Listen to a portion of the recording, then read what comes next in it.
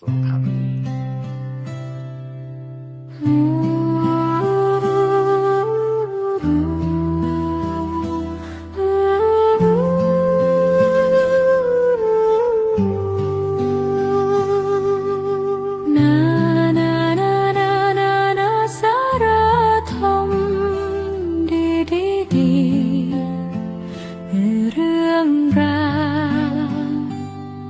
ความรู้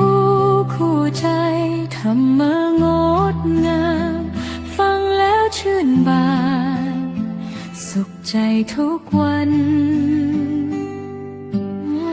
โลกวันนี้หมุนไปไม่หยุดพักหลายคนเหนื่อยนักกับเรื่องราวมากมายมาฟังธรรมะเติมพลังหัวใจสร้างแสงสว่างไว้ให้ชีวิตก้าวเดินนานาสารธรรมดีๆฟังแล้วใจดีมีสุขเหลือเกินธรรมะใกล้ตัวเรียนรู้เพลิดเพลินสร้างทางก้าวเดินด้วยปัญญาและคุณธรรมนานาสารธรรมดีๆวันนี้มีดีมาแบ่งปันสาระความรู้คู่ความสุขทุกวันมารวมสร้างสรรค์สังคมงดงามไปด้วยกัน ไม่ว่าหนทางจะไกลเพียงใดธรรมะนำใจให้ก้าวผ่านพ้นเปิดใจเรียนรู้สร้างบุญกุศลกับทุกเรื่องราวบนนานาสารธรรมดีๆ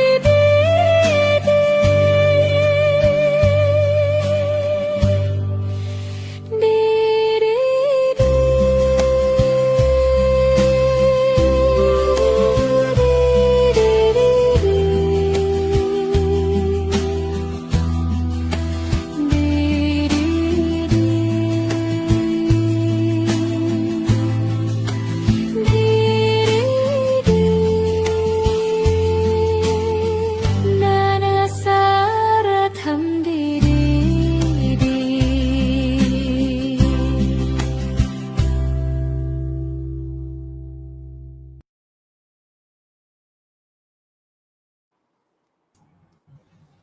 นมัตถุรัตนัตยัสสะขอ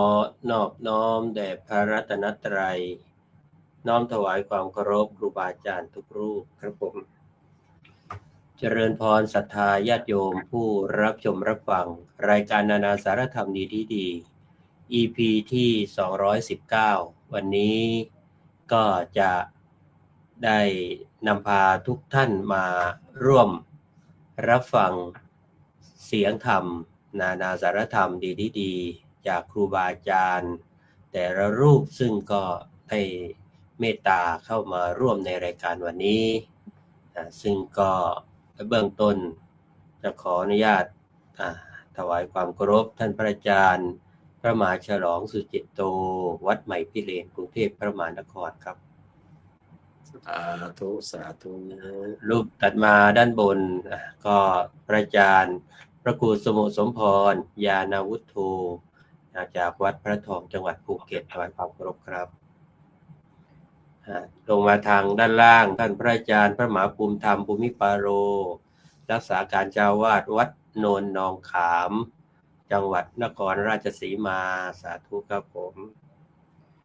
ถัดมาอีกรูปหนึ่งท่านพระอาจารย์พระเอกพานเอกวรรณโนหลวงพี่โพจากวัดมหาการจังหวัดสงขลาครับรูปทางสุดมุมนะก็พระอาจารย์พระครูปราชญ์ปกรณ์พิสุทธิ์ผ พุทธสโร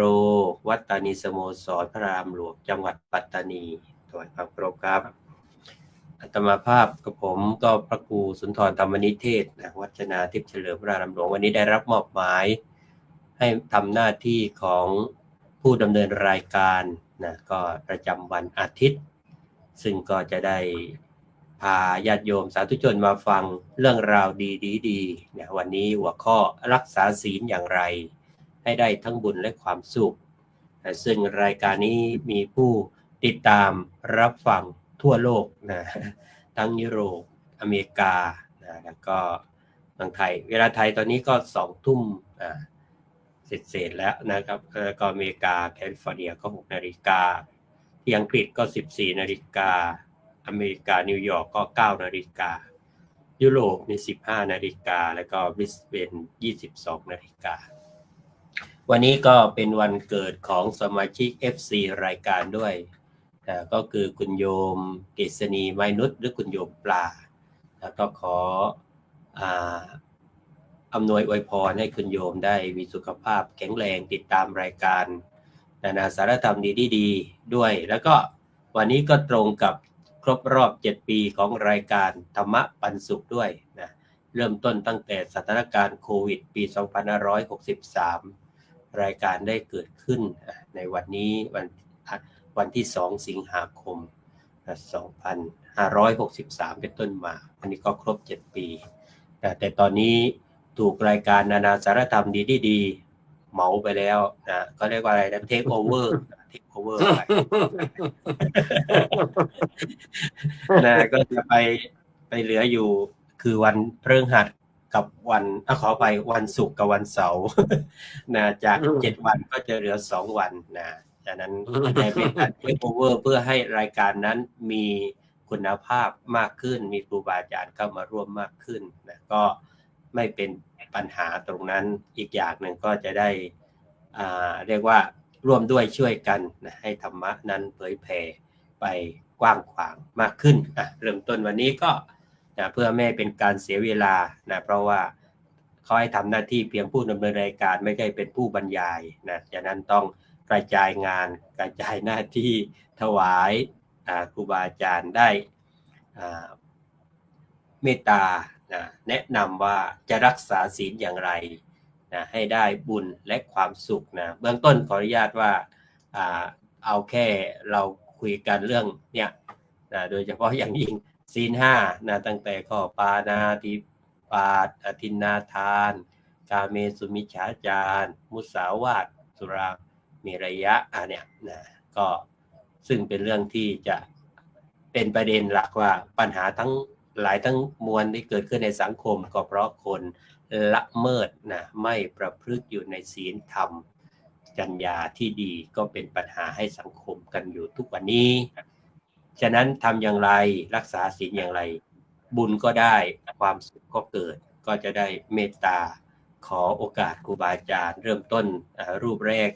กราบนิมนต์ท่านพระอาจารย์พระมหาฉลองสุจิตโตได้เมตตา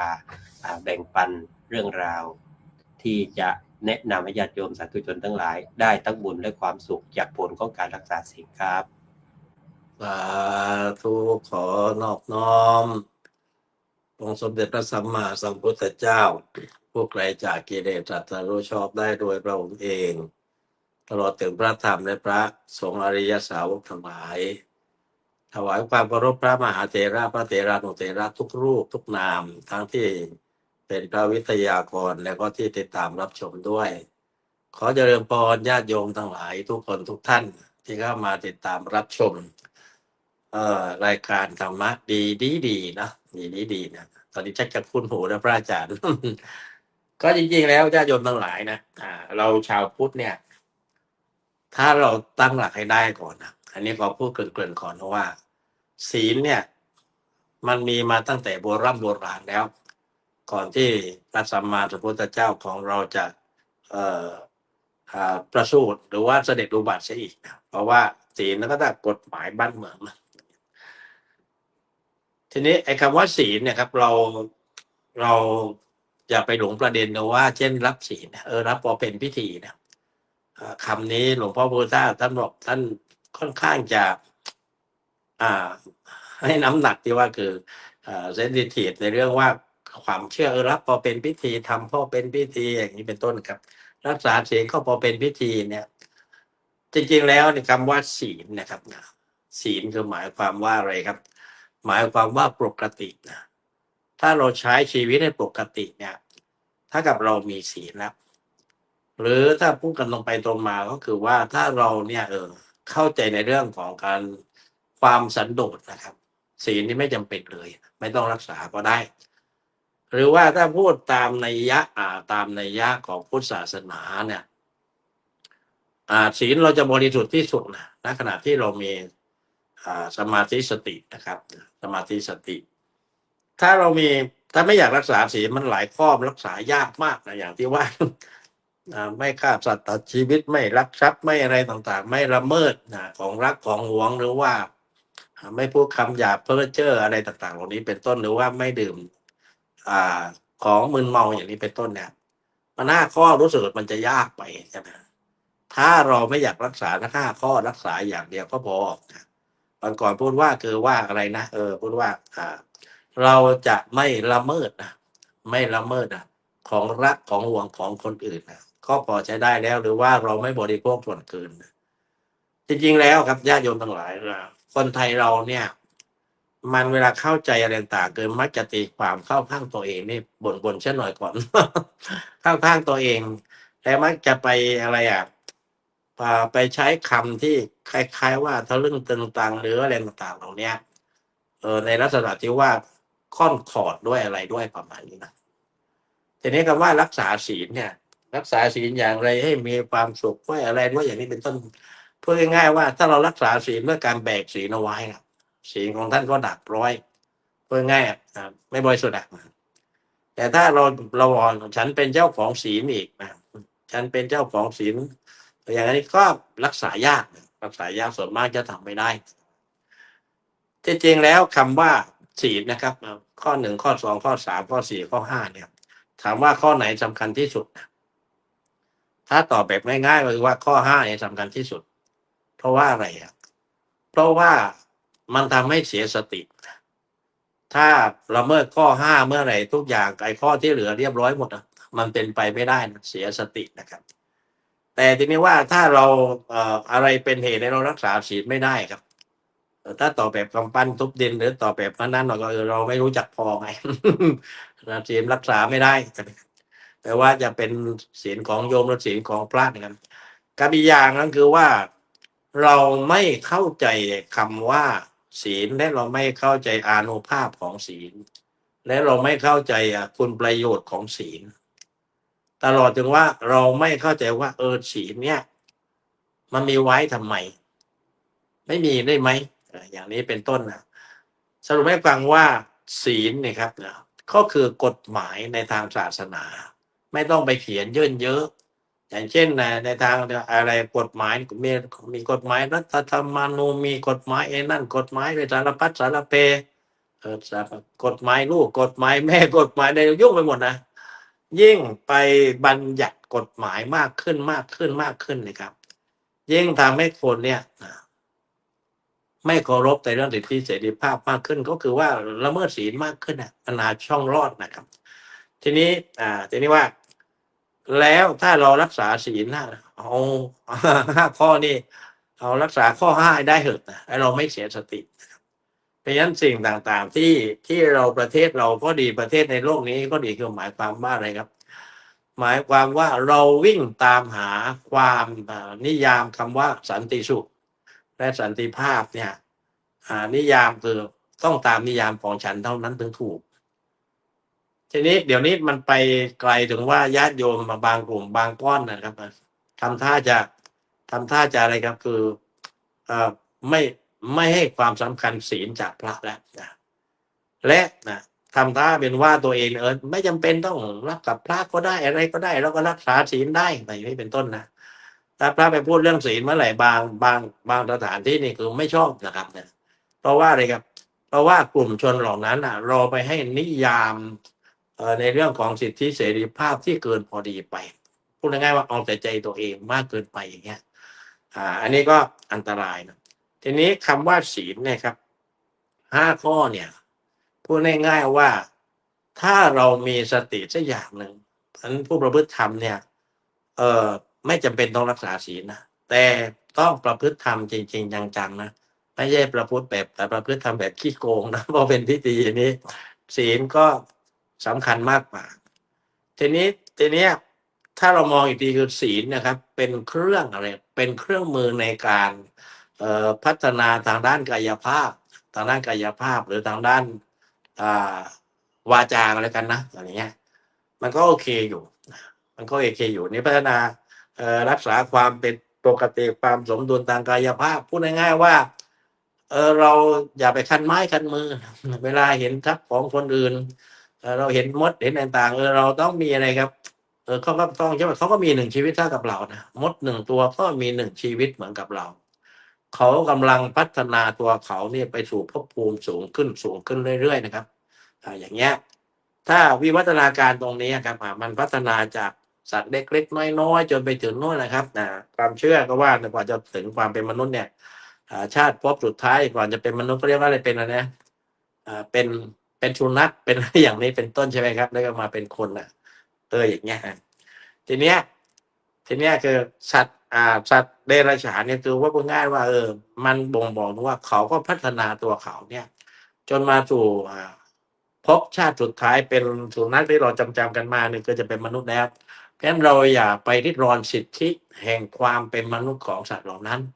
อันศีลในข้อ 1หมายความในข้อ 1ในปาณาติบาตเนี่ยเราจะทำอะไรก็แล้วแต่ครับต้องเข้าใจบริบทชีวิตเขาก็มีค่าเหมือนกับเราเขาก็ต้องการโอกาสในการเกิดเป็นมนุษย์ ต้องการโอกาสในการเกิดเป็นมนุษย์ทีนี้พูดง่ายๆว่าถ้าเขาวิวัฒนาการเป็นแบบนั้นน่ะเขามีสิทธิ์ที่จะเกิดเป็นมนุษย์แน่นอนจะกี่วงรอบชีวิตจะกี่ภพกี่ชาติก็แล้วแต่ครับทีนี้เรานี่เป็นมนุษย์อยู่แล้วเนี่ยครับอย่าไปทำลายอย่าไปรอนสิทธิเสรีภาพนะแห่งความเป็นมนุษย์ของสัตว์เดรัจฉานทั้งหลาย ถ้าเราไปไม่เข้าใจตรงเนี้ยไม่เป็นไรหรอกมด1 ตัวอะไรต่างๆเหล่านี้เป็นต้นหรือว่าไส้เดือนอะไรต่างๆของเนี้ยเราไม่ให้ความสำคัญกับการมีชีวิตหรือว่าการมีปลายของสัตว์เหล่านั้นถ้ากับว่าเราเนี่ยเป็นผู้เหี้ยมโหดนะเหี้ยมโหดเหี้ยมแล้วก็เห็นแก่ตัวครับมีหนำซ้ำก็คือว่าเราเองนั่นแหละครับเรียกว่าเป็นการทำลายโอกาสได้ลดเกรดของเราเนี่ยจากเป็นมนุษย์อยู่ดีๆเนี่ย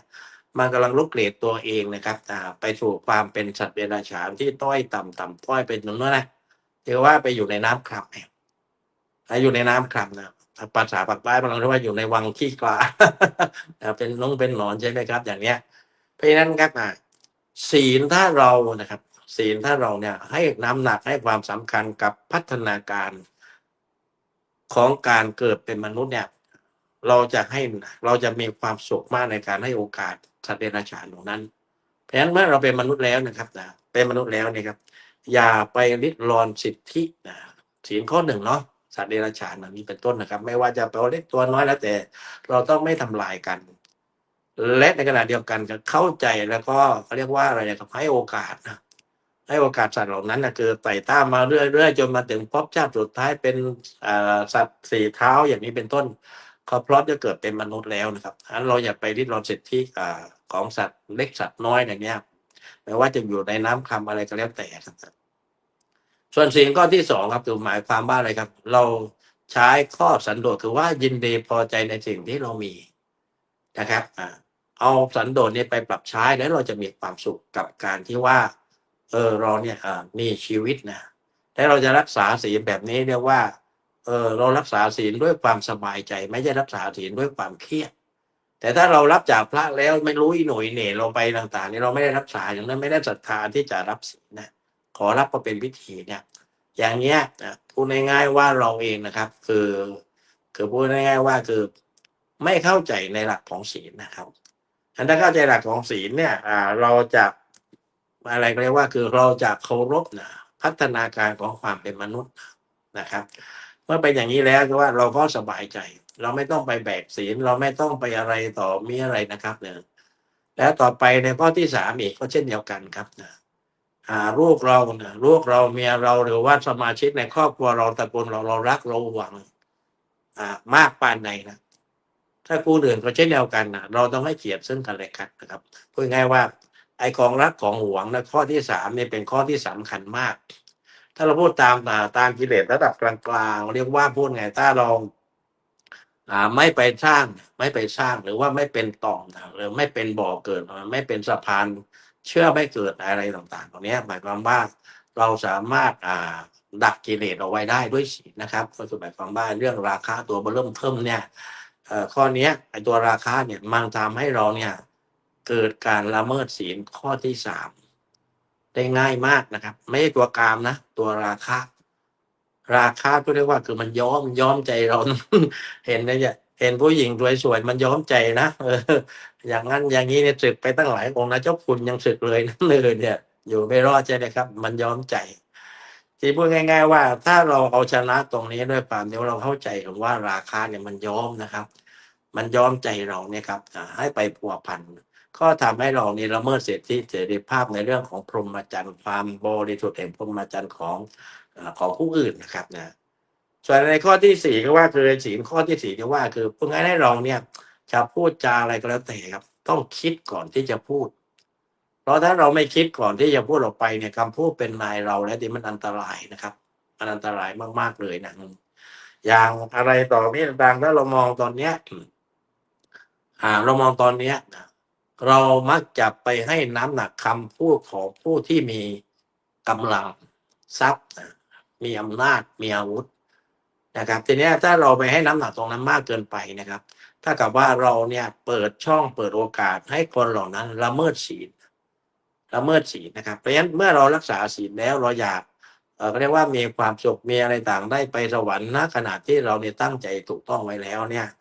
เราก็อย่าเปิดช่องให้คนอื่นเนี่ยละเมิดศีลเช่นเดียวกันนะครับไม่ว่าจะเป็นลูกเป็นหลานเราเป็นผู้นำประเทศเราเนี่ยพูดง่ายๆว่าเราก็อย่าเปิดโอกาสให้ท่านเหล่านั้นเนี่ยละเมิดศีลนะทีนี้ไม่มีที่ไปที่มาอย่างนึงว่าทำไมยามดึกเนี่ยพระพุทธเจ้าเนี่ยทรงให้เวลากับพวกอะไรครับ พวกเราเทวดาใช่ไหมครับแล้วก็พระราชามหากษัตริย์ต่างๆทุกเนี่ยเปิดโอกาสเปิดเวลาเนี่ยให้กับผู้นำประเทศมาสนทนาธรรมกับพระพุทธองค์ในยามดึกใช่ไหมอะไรอย่างเงี้ยเพราะว่าอะไรอ่ะจริงๆพระพุทธเจ้านี่ชาญฉลาดในเรื่องนี้นี่มากคือต้องการให้ผู้นำเนี่ยให้ผู้นำชุมชนผู้นำใหญ่ผู้นำประเทศพระราชามหากษัตริย์เนี่ยเพื่อให้มาลดอัตรา มาลดความยึดมั่นถือมั่นความทรนงของตัวเองที่มันมีอยู่เนี่ยพูดง่ายว่าโอเคถ้าคุณเนี่ยลักษณะแบบนั้นมีตำแหน่งใหญ่ๆเวลามันทำผิดเวลามันละเมิดศีลเนี่ยมันละเมิดคนเดียวนะแต่มันสามารถเปิดช่องให้คนอื่นละเมิดอีกมากมายมหาศาลคือบางคนทำเพื่อนายเนี่ยอย่างข่าวล่าสุดที่ตามออกมาที่ว่าไปฆ่าในคนรัสเซีย2 ศพ 3 ศพใช่ไหมพวกนี้เรียกว่าพูดง่ายว่าจิตมันไปแล้วจิตมันไปแล้วคือว่าถ้าไม่ทำคือไม่ได้มันปิดธรรมชาติของเขาเพราะฉะนั้นเราต้องพูดง่ายๆว่าเขาเรียกว่าอะไรครับคือปิดโอกาสปิดช่องไม่ว่าจะใครก็แล้วแต่ครับไม่ให้ไปทำการใดๆที่ละเมิดศีลนะครับเพราะถ้ามันเป็นอย่างนั้นมันจะกลายเป็นความเคยชินความคุ้นชินเพราะฉะนั้นพูดในยะตรงนี้คือว่าศีล5 ข้อเนี่ยเป็นการตัดทอนนะครับเป็นการลดทอนเป็นการตัดทอนนะครับให้เราเนี่ยไม่ไปคุ้นชินกับเรื่องอะไรครับเรื่องการทำลายล้างการอะไรลักเล็กขโมยน้อยอะไรก็ว่าไปยิ่งเดี๋ยวนี้มันมีโอกาสทำความชั่วได้ง่ายไม่ว่าจะเป็นโยมเป็นพระเนี่ยเราแค่ปลายนิ้วสัมผัสเท่านั้นนะในเรื่องของการแอปโอนเงินอะไรต่างๆเหล่านี้มันเปิดโอกาสให้เราเนี่ยทำความผิดได้ง่ายไม่ว่าจะศีลข้อไหนก็แล้วแต่ครับเพราะฉะนั้นครับพูดไปพูดมาก็คือว่าท่านจะมีศีลบริสุทธิ์หรือไม่เนี่ยไม่ใช่อยู่ที่ว่าท่านจะรักษาศีลเพื่อการแบกศีลคำว่ารักษาศีลเพื่อการแบกศีลนั่นคือหมายความว่าคือรับวันไม่รู้กี่รอบเราไปดูตายกตายิกาวัยยาวัจกรรับศีลโอ้โหไหว้พระวันไม่รู้กี่10 รอบแต่ว่าไม่เหลือสักข้อนะครับละเมิดมันทุกข้อเลยใช่ไหมครับเนี่ยเพราะฉะนั้นนะครับการที่เราจะรักษาศีลอันดับแรกรักษาศีลให้บริสุทธิ์ได้คือเราต้องเข้าใจนิยามของพระเจ้าก่อนว่าพุทธศาสนาเนี่ย มองศีลอย่างไรให้น้ำหนักศีลอย่างไรนะจริงๆแล้วเนี่ยคืออนุวัตตามที่สังคมในสมัยนั้นยุคนั้นคือว่ารักษาศีลพระเจ้าไม่ต้องตรัส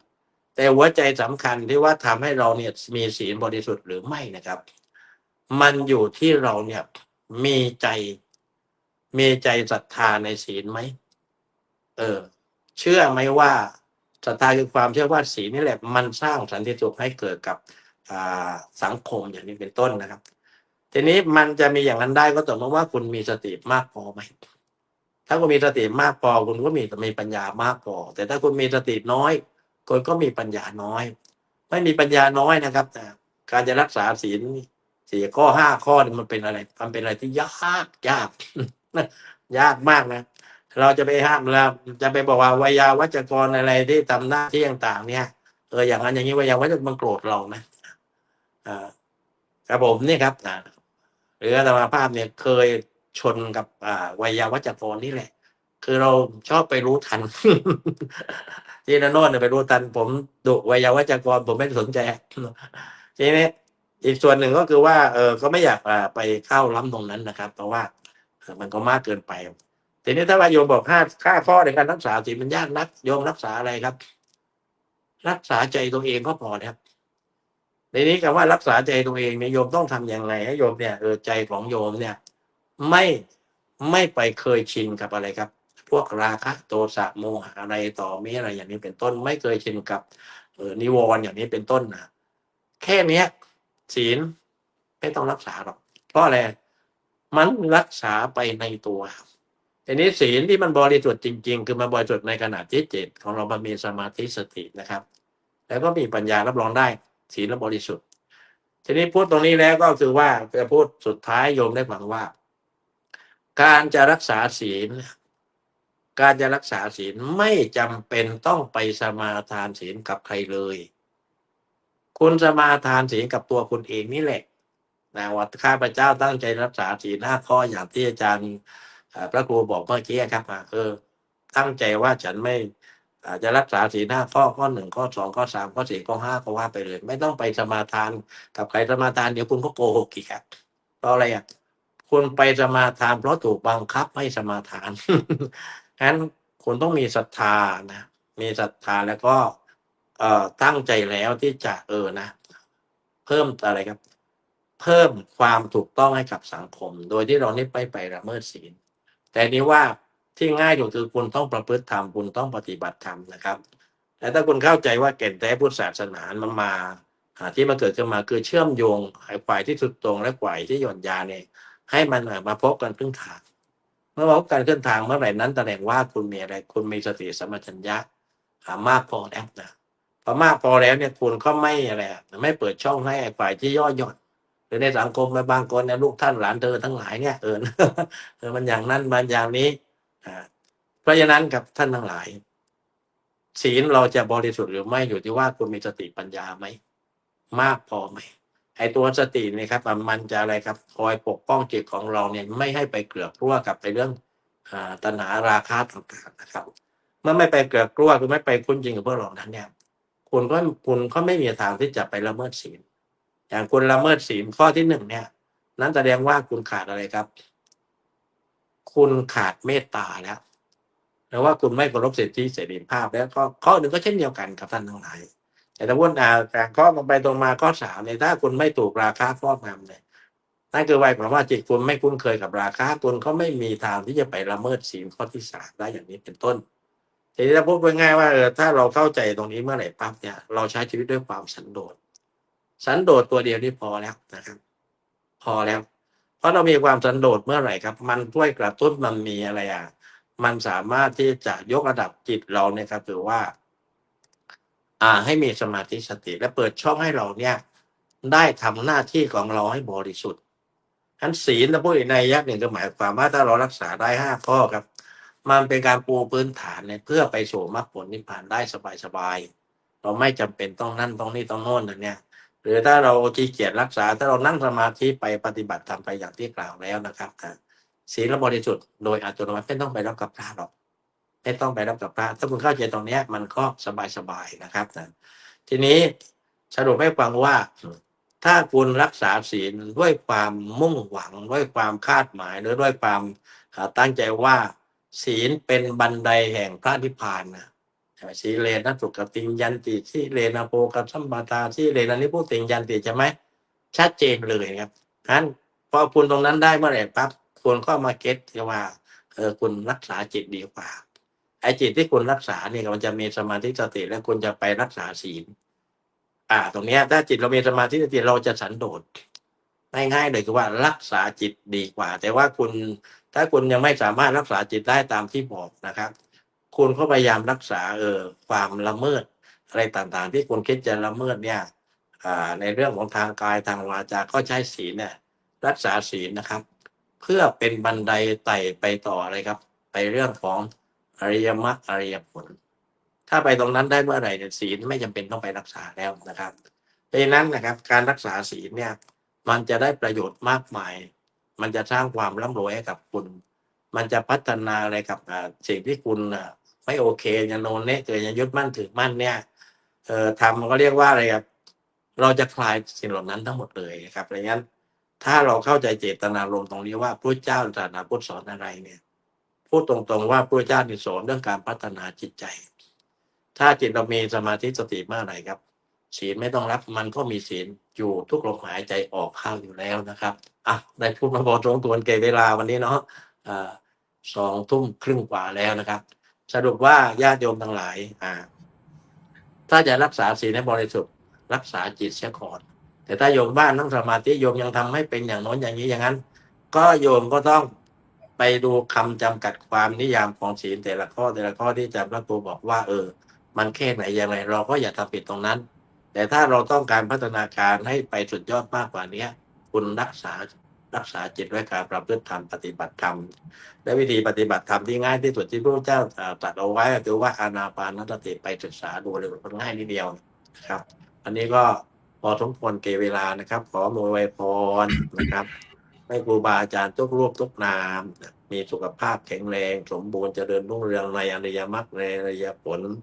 และก็ได้บรรลุมรรคผลนิพพานในวงรอบชีวิตนี้ขอให้ญาติโยมทุกคนทุกท่านนะครับมีความสุขมีความเจริญยิ่งขึ้นคิดนึกสิ่งใดเป็นไปโดยชอบประกอบด้วยธรรมแล้วขอให้ปันสำเร็จฝากเอาไว้ว่าถ้าญาติโยมทั้งหลายอยากร่ำอยากรวยไม่อยากมีหนี้โยมต้องรักษาจิตของโยมนั้นให้มีสมาธิมีสติให้มีวิชาโดยทั่วกันทุกท่านทุกตนทุกคนเถิดสาธุครับกราบขอบพระคุณท่านพระอาจารย์พระมหาฉลองสุจิตโตได้เมตตาอธิบายขยายความเรื่องของศีลญาติโยมบางท่านเนี่ยเข้าใจว่าจะรักษาศีลทั้งทีต้องไปหาพระให้ท่านให้ศีลถึงจะรับได้มันมีศีลแบบพิธีการอันนั้นพิธีกรบางคนก็สมาทานไปนิ้วก็หนีบบุหรี่ไว้ด้วยก็มีไอ้ที่หนักกว่านั้นพระอาจารย์ครับผมเคยเจอนิมนต์ไปเทศนั่งบนธรรมาสน์แล้วนี่แหละแต่พิธีกรที่กำลังพรำมาเนี่ยครับก่อนจะถึงพรำมานั้นสมาทานศีลเนี่ยเอ็นไปขวาทีเอ็นไปซ้ายทีเพราะว่าศพตั้งที่บ้านผมก็เลยมองว่าถ้าจะเทศก็คงจะไม่ได้ผลนะเพราะว่าพิธีกรคนที่นำพิธีก็ทำท่าจะเอ็นซ้ายเอ็นขวาไปหน้าไปหลังแล้วน่าจะกว่าจะเอวังนี่ผมว่าแกหลับแน่เดี๋ยวก็เลยตัดสินใจบอกโยมเอารับแค่ศีลพอนะถ้าจะฟังเทศเดี๋ยวค่อยไปเทศที่วัดตอนวันชาปนกิจเลยทีเดียวดีกว่าคืนนี้ก็คงจะเอารับศีลแล้วก็ฟังพระสวดอภิธรรมต่อเลยนะไม่ต้องเทศเพราะว่า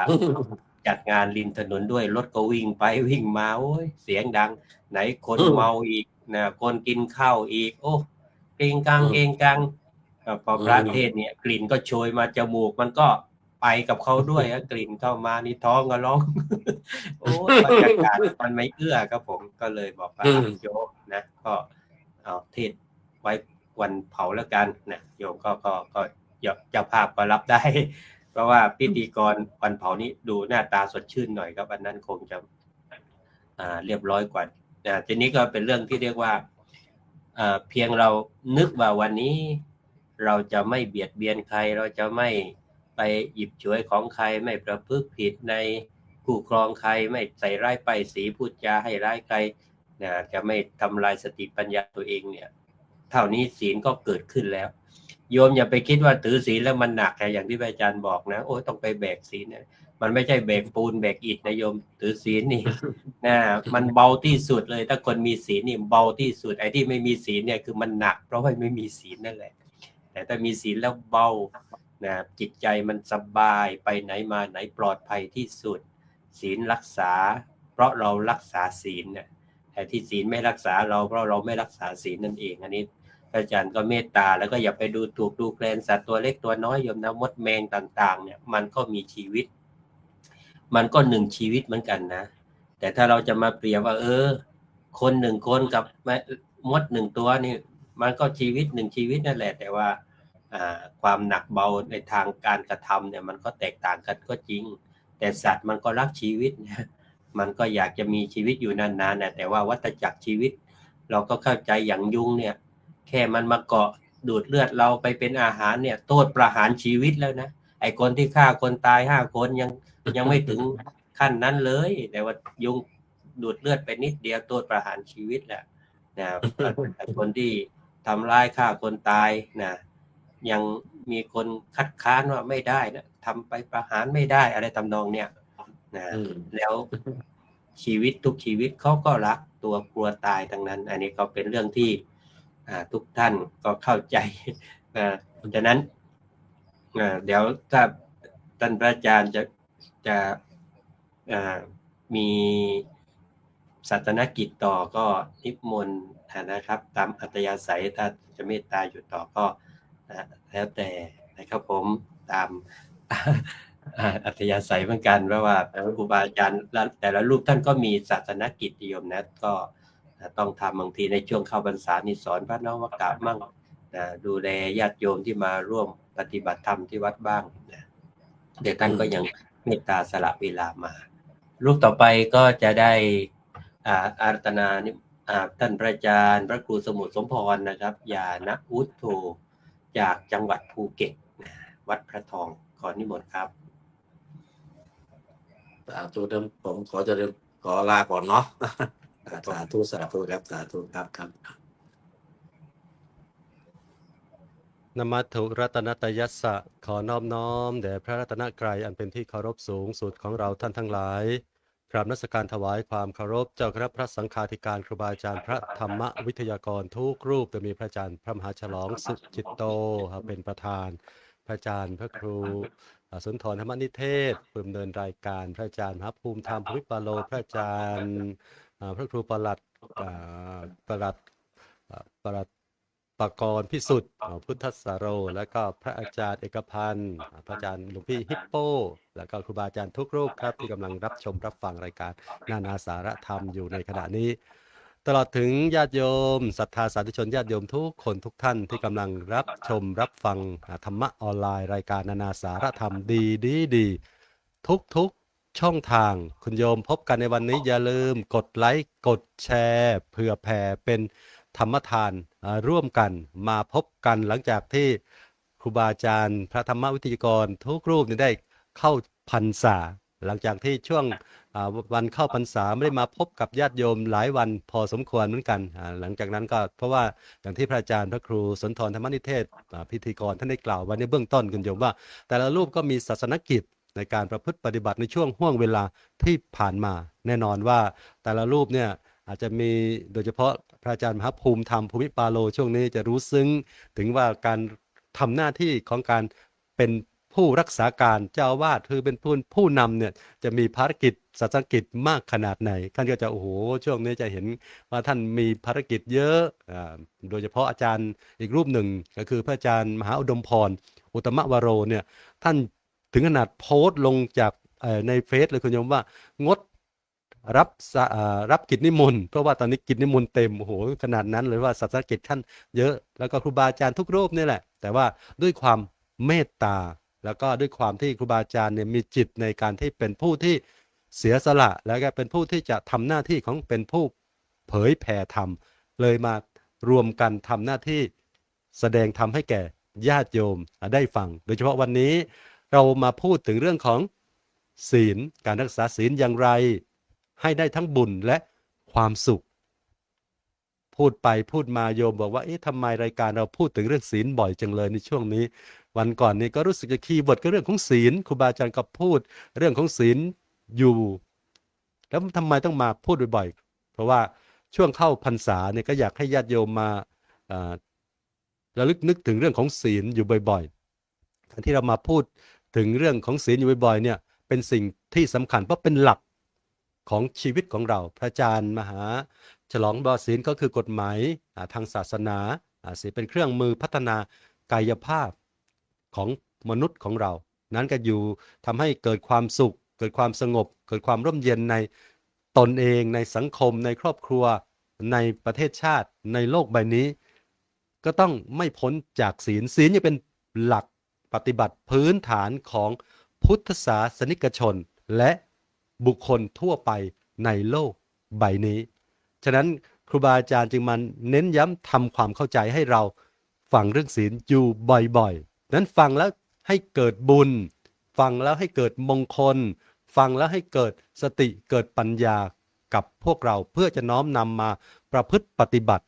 ได้อย่างไรนี่แหละเป็นสิ่งที่สำคัญคุณโยมเราฟังเรื่องของศีลในวันนี้โยมได้ทั้งบุญโยมได้ทั้งสติปัญญาได้ทั้งความสุขในชีวิตของเราอย่างแน่นอนโยมหลายคนหลายท่านโดยเฉพาะวัยรุ่นเยาวชนคนรุ่นใหม่เนี่ยอาจจะมองว่าเรื่องของศีลเนี่ยเป็นเรื่องของพระเรื่องของศีลเนี่ยเป็นเรื่องของผู้สูงวัยเรื่องของศีลเป็นเรื่องของผู้ที่ต้อง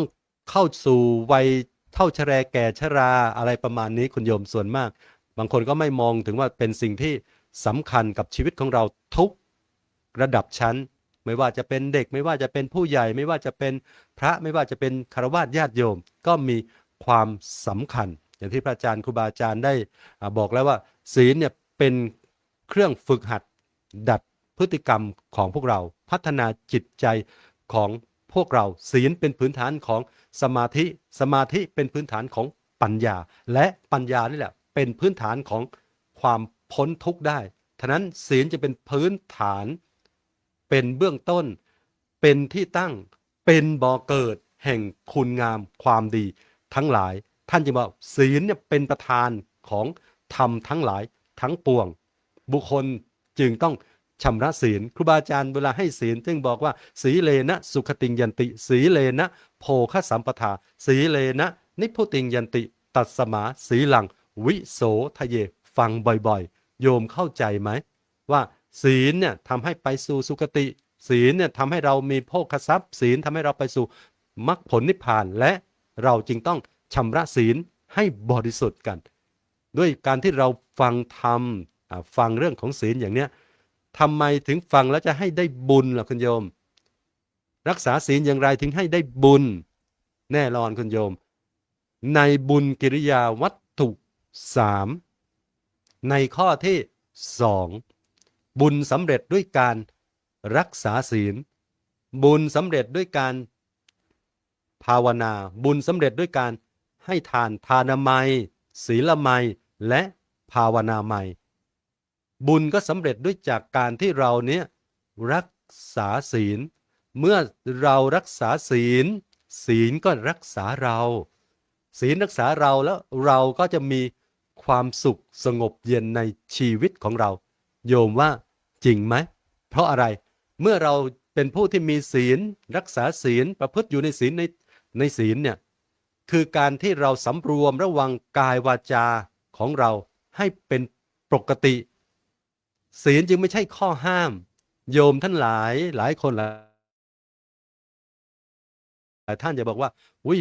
ศีลเนี่ยจะเป็นข้อห้ามที่มาให้เราทำอย่างนั้นอย่างนี้ท่านให้เราเป็นเพียงแค่เว้นจากสิ่งเหล่านี้ที่ครูบาอาจารย์ท่านกล่าวไว้แล้วแหละว่าเว้นจากอะไรบ้างเว้นจากการที่เราไปฆ่าสัตว์อย่างเนี้ยเว้นจากการที่เราเนี่ยไปลักทรัพย์เว้นที่เราไปพระผิดในกามเว้นจากการที่เราไปพูดเท็จเว้นจากการที่เราไปดื่มสุรายาเสพติดทำให้เกิดความประมาททำให้สติของเราเนี่ยเสียไป นั้นการที่เราเว้นพวกนี้นะคุณโยมไม่ใช่ข้อห้ามของเรา แต่เราเป็นข้อที่เว้นพอเว้นแล้วมันเป็นการฝึกจิตฝึกใจของเราฝึกจิตฝึก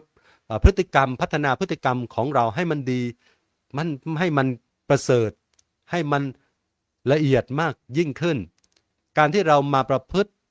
อยู่ในศีลอย่างเนี้ยเป็นสิ่งที่ทำให้เราเนี่ย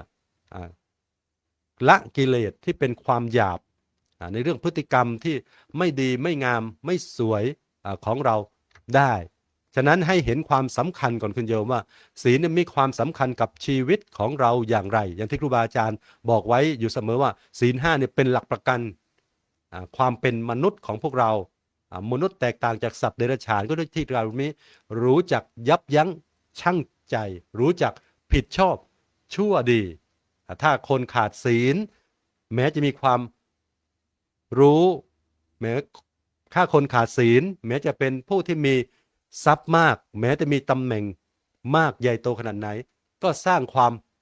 เดือดร้อนให้แก่ตนให้แก่สังคมได้ศีลห้าจึงเป็นพื้นฐานของเราทุกคนที่จะก่อให้เกิดความสงบสุขและก่อให้เกิดความสันติสุขความเป็นสุขในชีวิตของเราและในสังคมของเราได้ท่านทั้งหลายเราจะรักษาศีลห้าให้ได้เราก็ต้องรู้หลักว่าอะไรคือตัวศีลอะไรคือตัวศีลนี่เคยพูดให้ญาติโยมฟังอยู่บ่อยเหมือนกันว่าอะไรคือตัวศีลตัวศีลเนี่ยคือเจตนาเป็นเครื่องงดเว้นคุณโยมเจตนาเป็นเครื่องงดเว้นจากการที่เราไปก้าวล่วงเนี่ยเรามีเจตนาในการที่จะงดเว้นสิ่งเหล่านี้ไหมเวลาเราสมาทานศีลก็แล้วแต่ที่ครูบาอาจารย์ท่านบอกว่าที่จริงเราก็สามารถสมาทานศีลเองได้ไม่ต้องรอรับจากพระศีลไม่ได้อยู่ที่พระธรรมะไม่ได้อยู่ที่วัดอย่างเดียวอยู่ที่เราและคุณโยมตั้งใจมีเจตนาเป็นเครื่องงดเว้นในสิ่งเหล่านั้นได้และอะไรเป็นฐานที่ตั้งของอาศัยของศีลก็คือหิริและโอตตัปปะสำคัญเลยคุณโยมหิริความละอายโอตตัปปะความเกรงกลัวต่อบาปที่จะเกิดขึ้นจากการที่เราไปละเมิดศีลแต่ละข้อเนี่ยโยมลองดูนะ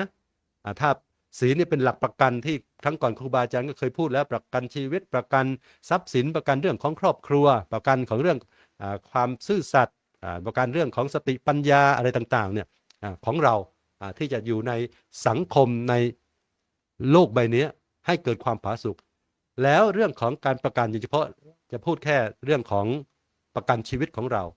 ท่านทั้งหลายถ้าเรารักษาศีลเนี่ยที่เราจะไม่ไปละเมิดก็ต้องมีธรรมที่เราว่าศีลธรรมที่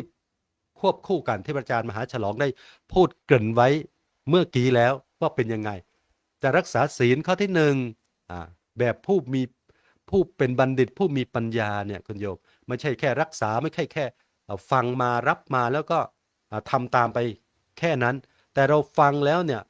เราจะมาพินิจพิจารณาว่าเราจะต้องมีธรรมที่คอยค้ำจิตใจของเราเช่นเรื่องของจะรักษาศีลข้อที่หนึ่งปานาติปาตาเวรมณีสิกขาปะทังสมาธิยามิได้ดีเราก็ต้องมีคุณธรรมก็คือเรื่องของมีเมตตากรุณาเป็นฐานจิตของเราถ้าเรามีเมตตากรุณาเป็นฐานจิตเนี่ยเราจะไม่ไปทำร้ายทำลายชีวิตของสรรพสัตว์อื่นไม่ไปทำลายชีวิตของคนอื่นเวลาเราจะไปทำลายชีวิตของสัตว์อื่นบุคคลอื่นเนี่ยเพราะอะไรเราไม่มีเมตตาเป็นฐานจิตไม่มีกรุณาเป็นฐานจิตอยู่ในนั้นเวลาเรามีสิ่งเหล่านี้ก็คือคุณธรรมนี้ค้ำจุนตัวในจิตใจของเราเนี่ยอยู่เนี่ยเราไม่กล้าทำเพราะเรารู้ไงคุณโยมมันเกิดปัญญาขึ้นมาได้ว่าชีวิตของใครใครก็รักเขาก็ห่วงชีวิตของเขาเขาก็รักชีวิตของเขาเรารักชีวิตของเราชั้นใดเขาก็รักชีวิตของเขาชั้นนั้นเราไม่ไปทำร้ายทำลายชีวิตของเขาให้ก้าวล่วงหรือล่วงไปหรือล่วงไปหล่นไปฉะนั้นเราจึงมีเมตตานั้นเรารักษาด้วยปัญญาอย่างนี้รู้อย่างนี้เราได้บุญและมีความสุขเพราะเมื่อเรามีเมตตาเนี่ยคนที่จะมีความสุขก็คือเราโยมท่านทั้งหลายเราจะได้รักว่าอานิสงส์ของการมีเมตตาเป็นไงหลับก็เป็นสุข ตื่นก็เป็นสุขไม่ฝันร้ายเป็นที่รักของมนุษย์เป็นที่รักของอมนุษย์ เทวดาก็เป็นไงเทวดาก็รักภัยทั้งหลายเนี่ยพวกยาพิษสตราอาวุธต่างๆไม่สามารถทำลายชีวิตของเราได้ และจิตของเราเนี่ยเป็นสมาธิได้เร็วที่สำคัญท่านบอกว่าถ้าอยากมีผิวหน้าผิวพรรณผ่องใสเนี่ยท่านให้เรามีเมตตาเป็นฐานจิตอยู่บ่อยๆเข้าไปถึงจิตของเราเนี่ยเวลาเรามีเมตตาคนครูบาอาจารย์ที่มีเมตตาเป็นฐานจิตอยู่ในจิตใจจริงเนี่ยผิวพรรณท่านจะผ่องใสโยมบอกว่าโอ้โหไม่ต้องใช้ครีมอะไรก็ทรงจะผ่องใสคนเดียวแล้วก็ไม่หลงตายคือเวลาใกล้ที่จะมรณะกาลเนี่ยก็มีสติอยู่ในนั้นแล้วก็เวลาตายไปก็เข้าสู่พรหมโลกได้เท่าถึงชั้นนู้นนั่นนี่คือเรื่องของแค่ศีลข้อหนึ่งถ้าเรามีธรรมก็คือเมตตากรุณาเป็นฐานจิตของเราคุณโยมดูสิโลกใบนี้จะมีความสุขขนาดไหนหลับก็อยู่เป็นสุขตื่นก็อยู่เป็นสุขเนี่ยสุขในชีวิตของพวกเราถ้าโยมไปทำลายชีวิตคนอื่นโยมว่ามีความสุขไหมโอ้ลำบากนะอยู่ก็เดือดร้อนตื่นก็เดือดร้อนนอนก็นอนไม่ค่อยหลับกลัวคนที่เราไปทำลายชีวิตของเราเนี่ยคนอื่นเขาเนี่ยเบียดเบียนคนอื่นเขาเนี่ยมาจ้องมาทำลายชีวิตของเราอีกฉะนั้นเนี่ยเราต้องพยายามเนี่ยคือพยายามที่จะให้รักษาศีลกันรักษาศีลอย่างผู้มีปัญญาก็คือพิจารณาให้ดีในศีลของเราแล้วคือให้เรามีฐานจิตก็คือมีการงดเว้นเป็นตัวศีลแล้วก็มีฐานก็คือมีหิริและโอตตัปปะมีละอายเกรงกลัวต่อบาปไม่ไปละเมิดสิกขาบทไม่ละเมิดศีลของเราเมื่อเราไม่ละเมิดอย่างนั้นการรักษาก็จะง่ายให้มีคุณธรรมไปประกอบก็คือเบญจศีลเบญจธรรมเป็นของคู่กันเมื่อเรารักษาอย่างนี้ศีลของเราเนี่ยท่านทั้งหลายจะมีทั้งได้ทั้งบุญและก็ได้ทั้งกุศลแล้วก็ได้ทั้งความสุขให้เกิดขึ้นกับชีวิตของพวกเราได้อย่างแน่นอนโดยการที่เรามามีศีลเป็นพื้นฐานเป็นที่ตั้งเป็นบ่อเกิดแห่งคุณงามความดีในชีวิตของพวกเรานั้นศีลเนี่ยถือว่ามีคุณค่ากับชีวิตของเรามีศีลมีสุขมีศีลแล้วทำให้เราเนี่ยพบกับสันติสุขในชีวิตของพวกเราได้ฉะนั้นในวันนี้เกริ่นไว้เพื่อจะในเรื่องนี้ไว้เพียงแค่นี้ก่อนเพื่อจะให้ครูบาอาจารย์พระธรรมวิทยากรอีก 2-3 รูปจะได้มาสนทนาแลกเปลี่ยนเรียนรู้กันเดี๋ยวว่าบอกว่าพระอาจารย์พระครูสมุสมพรเนี่ยพูดคลุมไปหมดเลยไม่จริงๆก็พยายามจะเอาแค่ศีลข้อที่1เนี่ยแหละเป็นประเด็นสำคัญก่อนแล้วก็ให้รูปต่อไปได้ชี้แจงแสดงเรื่องต่อไปเป็นระดับต่อไปก็กราบขอบคุณครูบาอาจารย์ทุกรูปแล้วก็อนุโมทนาบุญกับญาติโยมทุกคนทุกท่านครับผมกราบขอบพระคุณท่านพระอาจารย์พระครูสมุสมพรนะครับนี่ก็อาจจะประเด็นได้ตรงที่พระอาจารย์บอกว่าเนี่ยศีลไม่ใช่ข้อห้ามนะแต่เป็นเกราะป้องกันชีวิตหลายคนมองว่าเนี่ยศีล5มีแต่คำว่าห้ามฆ่าสัตว์ห้ามลักทรัพย์ห้ามประพฤติผิดในกามห้ามพูดเท็จห้ามดื่มของมึนเมาเลยรู้สึกว่ามันเป็นกฎที่ทำให้คนปฏิบัตินี่รู้สึกอึดอัดมากนะแต่จริงๆแล้วศีล5ก็คือโล่เป็นโล่ป้องกันภัยหรือเป็นหลักประกันชีวิตแต่ที่เราสร้างให้แก่ตัวเองนะพระเจ้าตรัสว่าผู้รักษาศีลย่อมให้อภัยทานยิ่งใหญ่แก่สรรพสัตว์คือให้ความไม่มีภัยไม่มีเวรไม่มีการเบียดเบียนแก่ผู้อื่น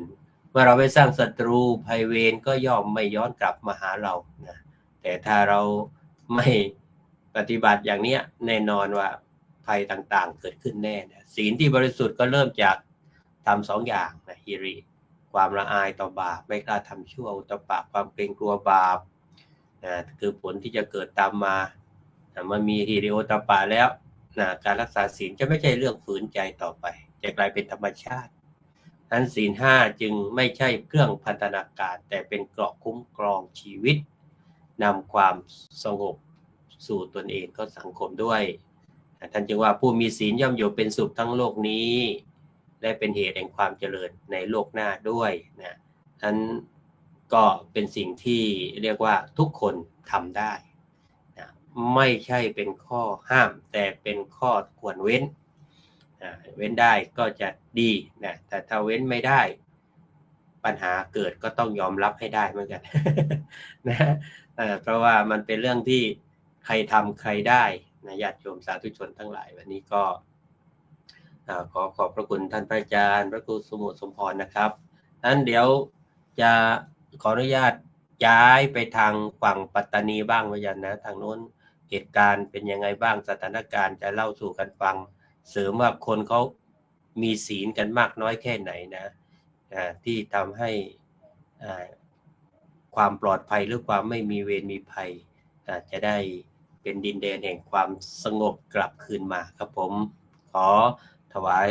เวลาให้กับท่านพระอาจารย์พระครูปลัดปกรณ์พิสุทธิ์พุทธสโรนะครับวัดตานีสโมสรพุทธสโรจากวัดตานีสโมสรพระรามหลวงจังหวัดปัตตานีครับขอนิมนต์ครับขอนอบน้อมต่อองค์สมเด็จพระผู้มีพระภาคอรหันตสัมมาสัมพุทธเจ้าผู้ก่อเกิดกำเนิดพระพุทธศาสนาขอคารวะพระธรรมซึ่งเป็นคำสอนแห่งองค์สมเด็จศาสดาสัมมาสัมพุทธเจ้าและขอถวายความเคารพครูบาอาจารย์ทุกรูปทุกนามครับขอเจริญสุขเจริญพรญาติโยมสาธุชนทุกคนทุกท่านที่กำลังรับฟังรายการธรรมะดีอยู่ตอนนี้นะตอนนี้ปัตตานีก็สงบเงียบเรียบร้อยดีครับตอนนี้ก็ไม่ค่อยมีเหตุการณ์นะมีบ้างก็ฝนตกครับตอนนี้นะครับวันนี้เรามาพูดถึงกันเรื่องของศีลการรักษาศีลอย่างไรให้มีความสุขครูบาอาจารย์หลายท่านก็พูดไปแล้วว่าศีลนี่แต่ละข้อเป็นอย่างไรความเป็นมาอย่างไรเราจะรักษาอย่างไรวันนี้อาตมาภาพก็ได้พินิจพิจารณาก็เห็นคำคมหรือว่าคำกลอนอยู่คำกลอนหนึ่งซึ่งเกี่ยวกับศีลญาติโยมทั้งหลายญาติโยมอาจจะได้ยินเยอะแยะมากมายนะอาตมาภาพอาจจะฉีกไปเล็กน้อยนะเกี่ยวกับเรื่องศีลเพราะครั้งก่อนก็เคยพูดแล้วนะเรื่องของหลักประกันศีลแต่ละข้อญาติโยมอาจจะจำได้นะวันนี้ก็ยกคำกลอนมานะมีอยู่ว่าศีลส่งทำให้สูงศีลปรุงทำให้สวยศีลนำทำให้รวยศีลช่วยทำให้รอด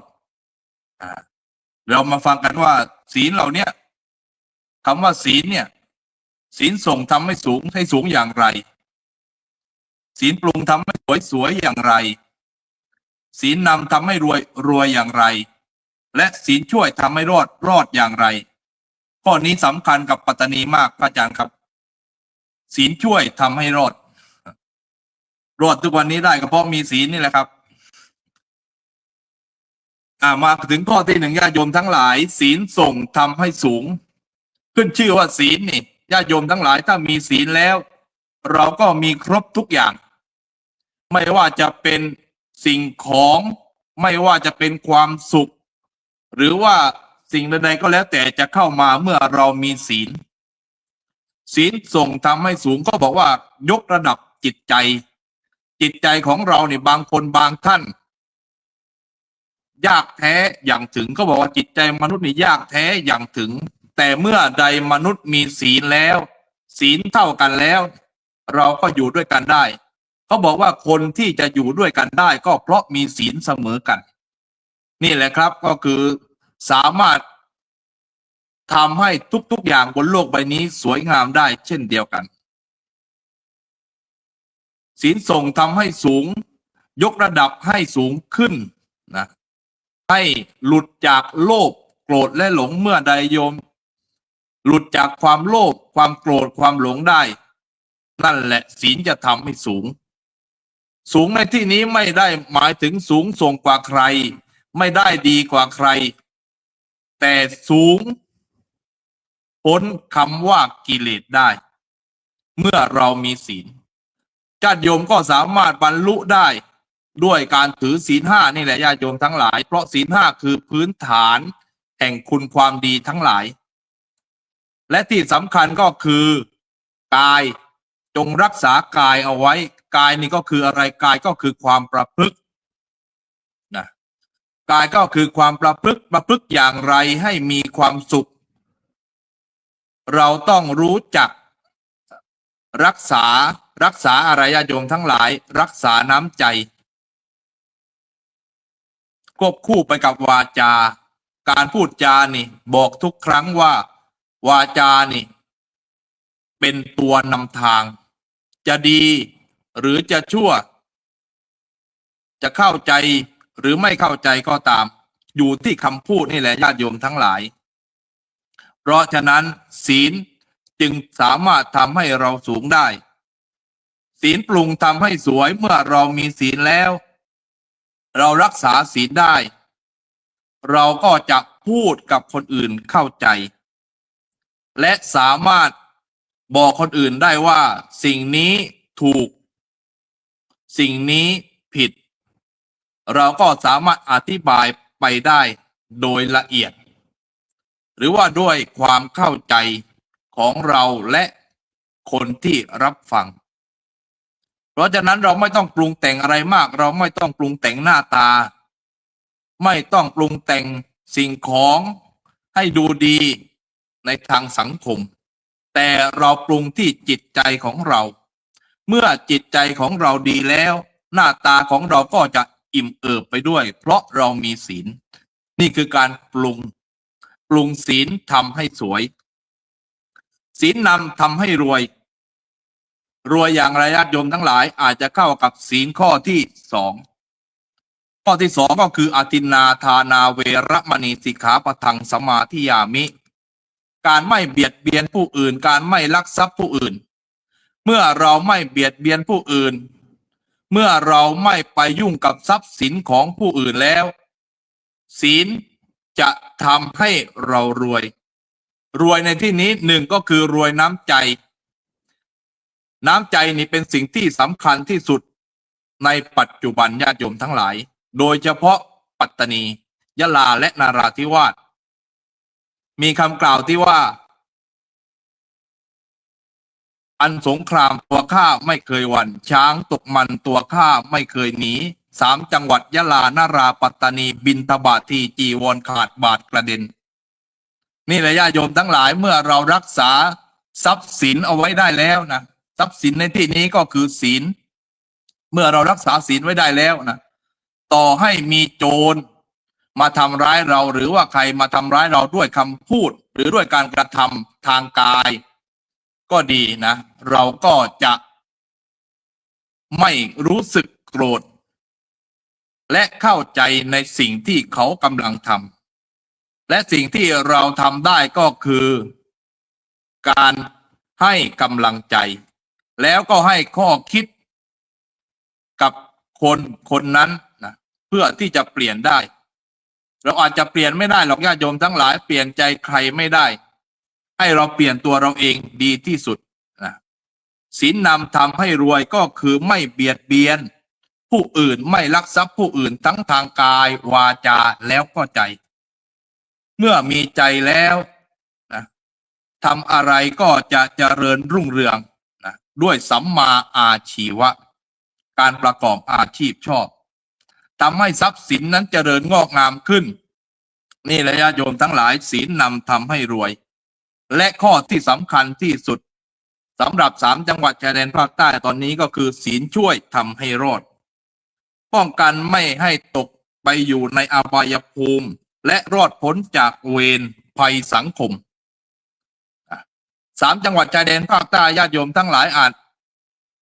หลายคนอาจจะยังไม่รู้นะแต่ว่าส่วนใหญ่จะเป็นเรื่องของไม่ใช่เรื่องของแบ่งแยกดินแดนซะส่วนใหญ่ญาติโยมทั้งหลายแต่มีหลายเรื่องมาเป็นเรื่องละเอียดอ่อนไม่ว่าสิ่งผิดกฎหมายหรือว่าอะไรก็แล้วแต่อันนั้นก็เป็นของบ้านเมืองแต่สำหรับพระสงฆ์เราช่วย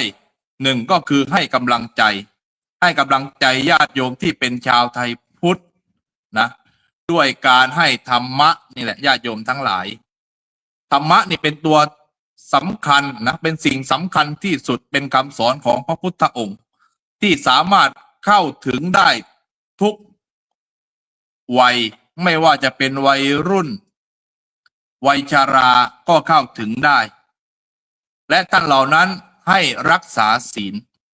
เหมือนที่พระอาจารย์พระมหาฉลองบอกเหมือนที่พระอาจารย์พระครูสมุบอกญาติโยมทั้งหลายไม่จำเป็นต้องมาวัดมาขอศีลกับพระ แค่เราสมาทานอยู่ที่บ้านนะให้เรารู้นะเรื่องของอะไรบ้างบอกแล้วนะญาติโยมนะหนึ่งก็คือกายสองก็คือวาจาสามก็คือใจญาติโยมถือสามตัวนี้พอแล้วไม่ต้องไปคิดถึงว่าศีลข้อนี้เป็นอย่างนี้ศีลข้อนั้นเป็นอย่างนั้นต้องทำอย่างนี้ต้องเป็นอย่างนี้เราไม่จำเป็นนะแค่ถือสามอย่างนี้ก็คือกายก็คืออะไรความประพฤติของเราสองก็คือรักษาวาจาก็คือคำพูดของเรานะบอกแล้วว่าสำคัญที่สุดก็คือคำพูดเป็นหน้าเป็นตาก็คือคำพูดนี่แหละคำพูดส่อทุกอย่างมารยาทความเป็นอยู่ทางบ้านหรือแม้แต่หน้าตาทางสังคมนะถ้าหน้าตาดีแต่พูดหยาบก็ไม่มีใครเอาเหมือนกันญาติโยมนะจำไว้ให้ดีและสุดท้ายก็คือรักษาใจก็คือความคิดนะสามจังหวัดนี่ความคิดสำคัญที่สุดเพราะเขาปลูกฝังความคิด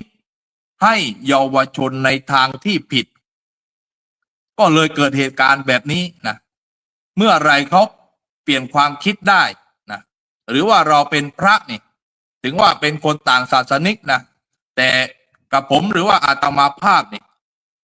ก็มีลูกศิษย์มากมายนะญาติโยมนะที่เป็นต่างศาสนิกเราแค่ให้ความเข้าใจซึ่งกันและกันเมื่อไรเราเข้าใจกันเราอยู่ด้วยกันด้วยสันติภาพได้นะโดยใช้อะไรญาติโยมทั้งหลายที่สำคัญวันนี้นี่แหละก็คือศีลนั่นแหละญาติโยมทั้งหลายให้ญาติโยมพินิจพิจารณาเอาเองนะว่าญาติโยมท่านทั้งหลายมีศีลหรือยังศีลก็คืออะไรบอกไปแล้วนั่นก็คือกายวาจาแล้วก็ใจเมื่อกายพร้อมใจพร้อมความคิดพร้อมเราย่อมทำได้เพราะฉะนั้นจำเอาไว้ว่าศีลส่งทำให้สูงศีลปรุงทำให้สวยศีลนำทำให้รวยศีลช่วยทำให้รอดเมื่อเรารอดปลอดภัยแล้วเราก็สามารถแบ่งปันให้กับผู้อื่นได้วันนี้อาตมาภาพก็ขอหยิบยกเอาศีลเล็กๆน้อยๆนะโดยครูบาอาจารย์แต่ละท่านก็ได้อธิบายบรรยายมาแล้วนะหรือว่าต่อไปพระอาจารย์รูปต่อไปไม่ว่าพระอาจารย์ฮิปโปนะพระอาจารย์ฮิปโปนะท่านก็เตรียมตัวเอาไว้นะครับนะท่านความรู้ท่านเยอะนะท่านแหลงใต้ท่านแหลงภาษากลางนี่ท่านไม่ค่อยชับท่านต้องแหลงภาษาโนรานะท่านพูดได้ทั้งคืนเลยครับก็ขอถวายกำลังใจและก็ขออำนาจคุณพระศรีรัตนตรัยจงดลบันดาลให้ญาติโยมทุกคนทุกท่านมีสุขภาพพลานามัยที่สมบูรณ์แข็งแรงปราศจากโรคาพยาธิอันตรายทั้งหลายทั้งปวงวันนี้ก็มาพูดมาบรรยายโดยได้รับความเมตตาจากครูบาอาจารย์ทุกรูปก็สมควรแก่เวลาเพราะว่าผมต้องรีบปิดไฟเหมือนกันครับก็อย่าพยายามให้เกิน4 ทุ่มครับอาจารย์ก็ขอให้ญาติโยมทั้งหลายมีความสุขความเจริญขอกราบขอบพระคุณพระอาจารย์ทุกรูปครับ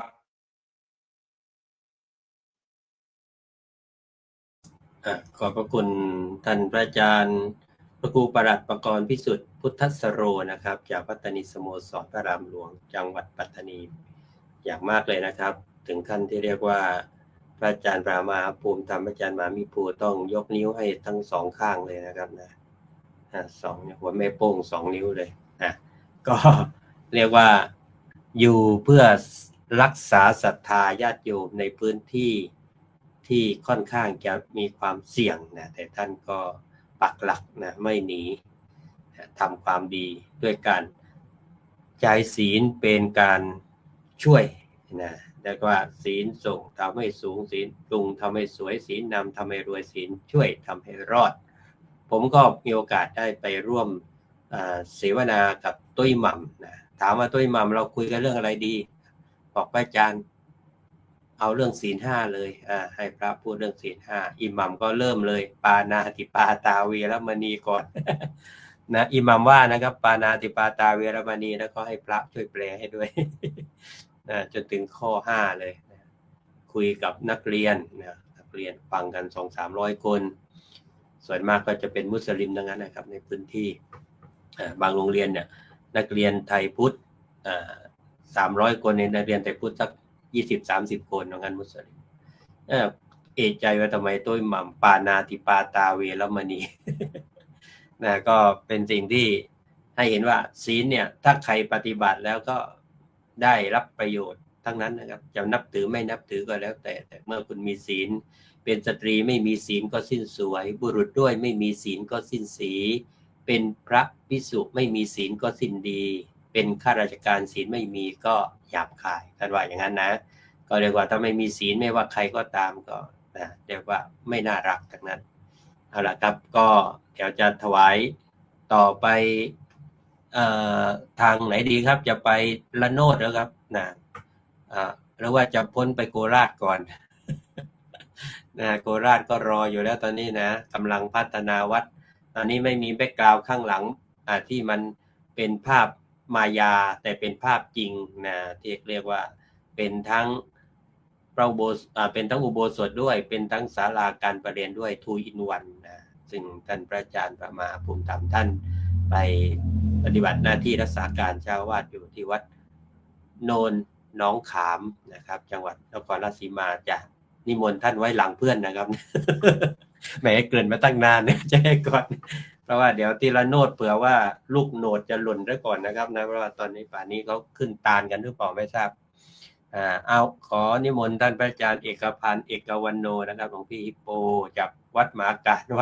วัดติโยมพ่อของกับผมเองนะครับบวชอยู่จำพรรษาที่นั่นนะครับบ้านเกิดด้วยครับบ้านเกิดปู่ย่าบ้านเกิดโยมพ่อก็วัดบ้านมหาการอยู่ใกล้วัดห่างไปประมาณสัก50 เมตรได้นะครับผมขอนิมนต์เลยครับผมก็ถวายความเคารพครูบาทุกรูปนะครับแล้วก็เจริญพรไปยังญาติโยมผู้มีจิตศรัทธาผู้เลื่อมใสในพระพุทธศาสนาวันนี้พี่หลวงอิปโปก็ใช้สำเนียงเดิมเหมือนพี่หลวงโจ๊กจากปัตตานีบอกว่าสำเนียงมโนราคุยได้ทั้งคืนเพราะฉะนั้นเราก็ต้องรักษาเอกลักษณ์ของความเป็นตัวตนในการพูดธรรมะเพื่อเผยแพร่ในภาพลักษณ์ของตัวเองแล้วก็ขอขอบคุณครูบาทุกรูปที่ให้โอกาสวันนี้นะครับนะก็ได้รับหัวข้อจากอาจารย์ภูมิธรรมว่าเราจะรักษาศีลอย่างไรให้เป็นบุญและก็มีความสุขเพราะฉะนั้นอาตมาก็เลยแยกว่าคำว่าศีลบุญและก็สุขก็ให้ความหมายเล็กๆน้อยๆว่าศีลนี่ช่วยอะไรได้บ้างกับญาติโยมในปัจจุบัน1ศีลเป็นข้อปฏิบัติต่างๆกายวาจาและกายใจให้เป็นปกติคำว่าปกตินี่คือการกำหนดสติให้เรามีสติในการละเว้นในการทำชั่วทำบาป2คำว่าบุญคือความดีจิตจำระจิตใจให้สะอาดคำว่าสะอาดในที่นี้ไม่แต่ว่าล้างน้ำเราจะสะอาดนะโยมนะหรือว่าจะเอาผงซักฟอกมาทำให้สะอาดแต่ตั้งในสิ้นตั้งในทางพระพุทธศาสนาจะช่วยให้เราขัดเกลาจิตใจของเราเองนะครับแล้วก็ให้เกิดความเมตตาปล่อยขัดเกลาจิตใจนี่คือเรียกว่าการชำระจิตใจให้สะอาดสร้างความสุขคือความสบายใจที่ได้รับผลจากการกระทำความดีเกิดนั้นเมื่อญาติโยมตั้งจิตตั้งใจวันนี้จะไปถวายมีจิตศรัทธาพระอาจารย์ภูมิธรรมนะครับนะพระอาจารย์ภูมิธรรมบูรณาวัดสวยเรือวัดสัก100,000 บาทนี่ก็เป็นความสบายใจของญาติโยมไปช่วยพี่ร่วงโจ๊กปัตตานีนะครับไปช่วยพี่ร่วงโจ๊กปัตตานีเรื่องอาหารการกินนะครับส่งอาหารการกินนี่ก็เป็นความสบายใจของโยมมอบทุนการศึกษา ต่างๆในสถานที่ต่างๆเราจะเห็นว่าตอนนี้สถานสงเคราะห์ต่างๆนะครับพยายามไม่ขนาดส่งความช่วยเหลือแล้วก็มีประสงค์ผู้ที่ว่ามีจิตสงเคราะห์ในนั้นสาธารณสงเคราะห์ของคณะสงฆ์เราก็ช่วยเหลือมองเห็นความสำคัญตรงนั้นแล้วก็เอ็นพระอาจารย์ภูมิธรรมนะครับก็ได้ทำกิจกรรมตรงนี้แล้วก็พระอาจารย์จากจำชื่อไม่ได้กับตัวนะครับนะเจอยาวนะครับท่านอาจารย์รุ่นประพูรุ่นทอนนะครับจากจังหวัดสตูลก็ได้ทำกิจกรรมนี้นะครับก็ได้เจอมาก่อนแล้วอีกรูปนึงก็ไม่ค่อยได้ติดตามต่อไหนนะครับแต่ว่าจะให้ความสำคัญต่างๆกันนะครับนะเพราะอาจารย์ทุกรูปให้โอกาสและก็จะนะเพราะฉะนั้นนะครับญาติโยมนะครับอย่าถือว่าศีลธรรมและบุญและสุขนะครับเป็นทุกข์สำหรับการใช้ชีวิตนะครับเพราะถ้าเราไม่มีศีลเราก็จะไม่มีบุญถ้าเราไม่มีบุญเราก็จะไม่มีความสุขเพราะฉะนั้นนะครับศีลนี่สอนให้เรามีความประพฤติดีรักษากายและวาจาเรียบร้อยเป็นพื้นฐานกรรมศีลนะพระอาจารย์ทุกรูปได้อธิบายมาเสร็จเรียบร้อยแล้วเมื่อตะกี้เพราะฉะนั้นบุญคำว่าบุญเป็นเครื่องชำระจิตใจให้สะอาดการกระทำความดีเป็นการให้ทานการช่วยเหลือผู้อื่นเกิดตกไฟน้ำท่วมประสงค์ก็จัดเป๊กจัดโรงทานอะไรเนี่ยนี่คือตัวอย่างเป็นการสร้างบุญในศาสนานะครับเรียกว่าสาธารณสงเคราะห์นะครับความทุกข์นะครับความทุกข์ที่เกี่ยวอะไรกับความทุกข์นะครับความทุกข์ที่นาเป็นพื้นฐานเพราะฉะนั้นความทุกข์บางที่สามีภรรยานี่ครับมีบุตรเราจะเห็นว่านี่แหละครับทุกข์แรกที่เต็มไปด้วยความอิ่มบอกอิ่มใจการตั้งหน้าตั้งตารอเราก็เหมือนกันกับมีเป้าหมายประสงค์ก็มีเป้าหมายในการที่จะมีความสุขมีความสำเร็จในที่นี้คือสำเร็จปรินิพพานบรรลุก็วินัยต่างทรง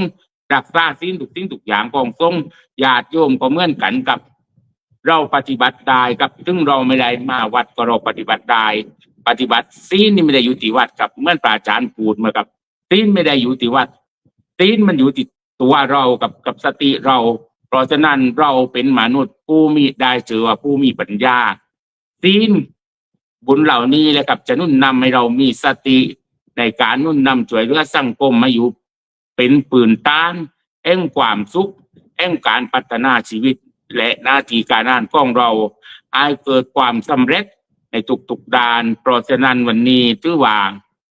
รำโนราปากโนราเซตเป็นทีเรียบร้อยและก็ให้พ้นบุญก้องกันรำมโนราในครั้งนี้นะครับนะขอบคุณพระอาจารย์ทุกๆรูปนะครับที่ให้โอกาสร่วงอิปโปนะครับนะร่วงอิปโปจากนาโนดมาการนะครับก็ฝากปราธรรมวิทยากรตัวเล็กๆไปในใจญาติโยมและครูบาอาจารย์ด้วยนะครับเดี๋ยวจะมีโอกาสจะเดินทางไปเยี่ยมพระอาจารย์ทุกรูปนะครับนะสุดท้ายนี้ก็ให้บุญบารมีครูบาอาจารย์ทุกรูปนะครับปกป้องรักษาญาติโยมทุกคนทุกท่านให้ประสบความสำเร็จในชีวิตการงานชีวิตครอบครัวและประสบความสำเร็จทุกด้านตามสมดังปรารถนาทุกประการเทิน สาธุขอบคุณมากครับผมเสียงจากแดนสตอนะแดนใต้เสียงจากลูกเนียงลูกตอนะก็ขอบคุณท่านอาจารย์พระเอกพันธ์เอกวันโนนะครับหลวงพี่โปวัดมากการจังหวัดสงขลานะครับแล้วก็ผมก็เคยไปได้อยู่นะช่วยเหลือพอร่วงจางนะพอท่านจางท่านประมากระจากพระครูปฏิภาณธรรมรัตน์พระอุปัชฌาย์นะท่านก็ไปช่วยพัฒนาอยู่ปักนึงเหมือนกันพัฒนาการก็นะเรียกว่าเป็นส่วนการที่จะให้ญาติโยมสาธุชนได้ขวัญกำลังใจในการรักษาศีลผ่อนไปตายได้แล้วก็กลับมาดูคนโคราชอีกฟังไม่เข้าใจเด้อก็ถวายเวลาท่านพระอาจารย์พระหาภูมิธรรมต่อเลยครับผมจากโคราชครับให้หมดครับ กราบถวายความเคารพพ่อแม่ครูบาอาจารย์ผู้ร่วมรายการทุกๆรูปด้วยความเคารพอย่างสูงยิ่งโดยมีพระอาจารย์มาชาลองสุจิตโต อาจารย์พระครูสุนทรธรรมนิเทศ น้องพระครูประหลัดประกอบพิสุทธิ์อาจารย์พระครูสมพรยานาวุฒโธและน้องพระอิปโปด้วยความเคารพครับผม เจริญพรเจริญสุขสวัสดี ดีจงมีแด่ญาติโยมญาติธรรมกัลยาณมิตรญาติธรรมทุกท่าน ที่เข้ามารับชมรับฟังรายการนานาสาระธรรมดีในค่ำคืนนี้ก็ดีใจมากๆโยมที่วันนี้ถือว่าได้ฟังน้องได้ฟังหลวงพี่โจ๊กนะโยมนะพูดแบบชัดเจนแบบคืออิ่มใจเลยท่านพูดเรื่องศีลมีความสุขมากๆอาตมาถือว่าโชคดีมากๆเลยที่ได้ไปเจอกันที่อบรมพระธรรมวิทยากรแล้วได้ชวนน้องทั้งสองมาเข้ารายการเป็นกำไรของญาติโยมนะโยมนะเป็นกำไรของญาติโยมเลยน้องได้ถือว่าโอ้พูดแล้วก็ในได้พูดถึงถิ่นฐานบ้านช่องที่อยู่ที่ปัตตานีด้วยโดยสำหรับค่ำคืนนี้ก็แจ้งให้ญาติโยมฟังว่าอาจารย์พระครูสุนทรธรรมนิเทศท่านจะจัดทุกคืนวันอาทิตย์นะโยมนะทุกคืนวันอาทิตย์ท่านอาจารย์พระครูสุนทรธรรมนิเทศท่านจะมาเป็นผู้ดำเนินรายการแล้วก็พบกับท่านตั้งแต่ศุกร์เสาร์อาทิตย์เลย3 คืนติดกันเลยโยมเนี่ย3 คืนติดกันมาเจอกับท่านแล้วก็ส่วนคืนพรุ่งนี้พรุ่งนี้ก็เป็นของพี่พระครูสมพรยานาวุฒโตโยมคีย์เวิร์ดเนี่ยนี่เป็นรายการที่ญาติโยมชอบกันพอสมควรแล้วก็คืนนี้คืนเครงมากมายเลยนะโยมนะคืนนี้ยอมใจ FC ปัตตานีเลยยอมใจจริงๆว่าเข้ากันมาเยอะมากสำหรับค่ำคืนนี้ถ้าไม่เชื่อถามอาจารย์พระครูสุนทรดูได้เลย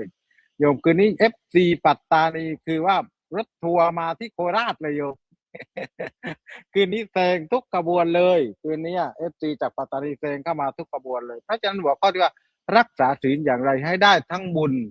รักษาศีลอย่างไรให้ได้ทั้งบุญและความสุขเหมือนที่ครูบาอาจารย์พูดไปแล้วพี่พระครูสมพรก็พูดไปแล้วว่าทำไมเราต้องพูดเรื่องศีลกันตลอดหลาย EP และหลายเทป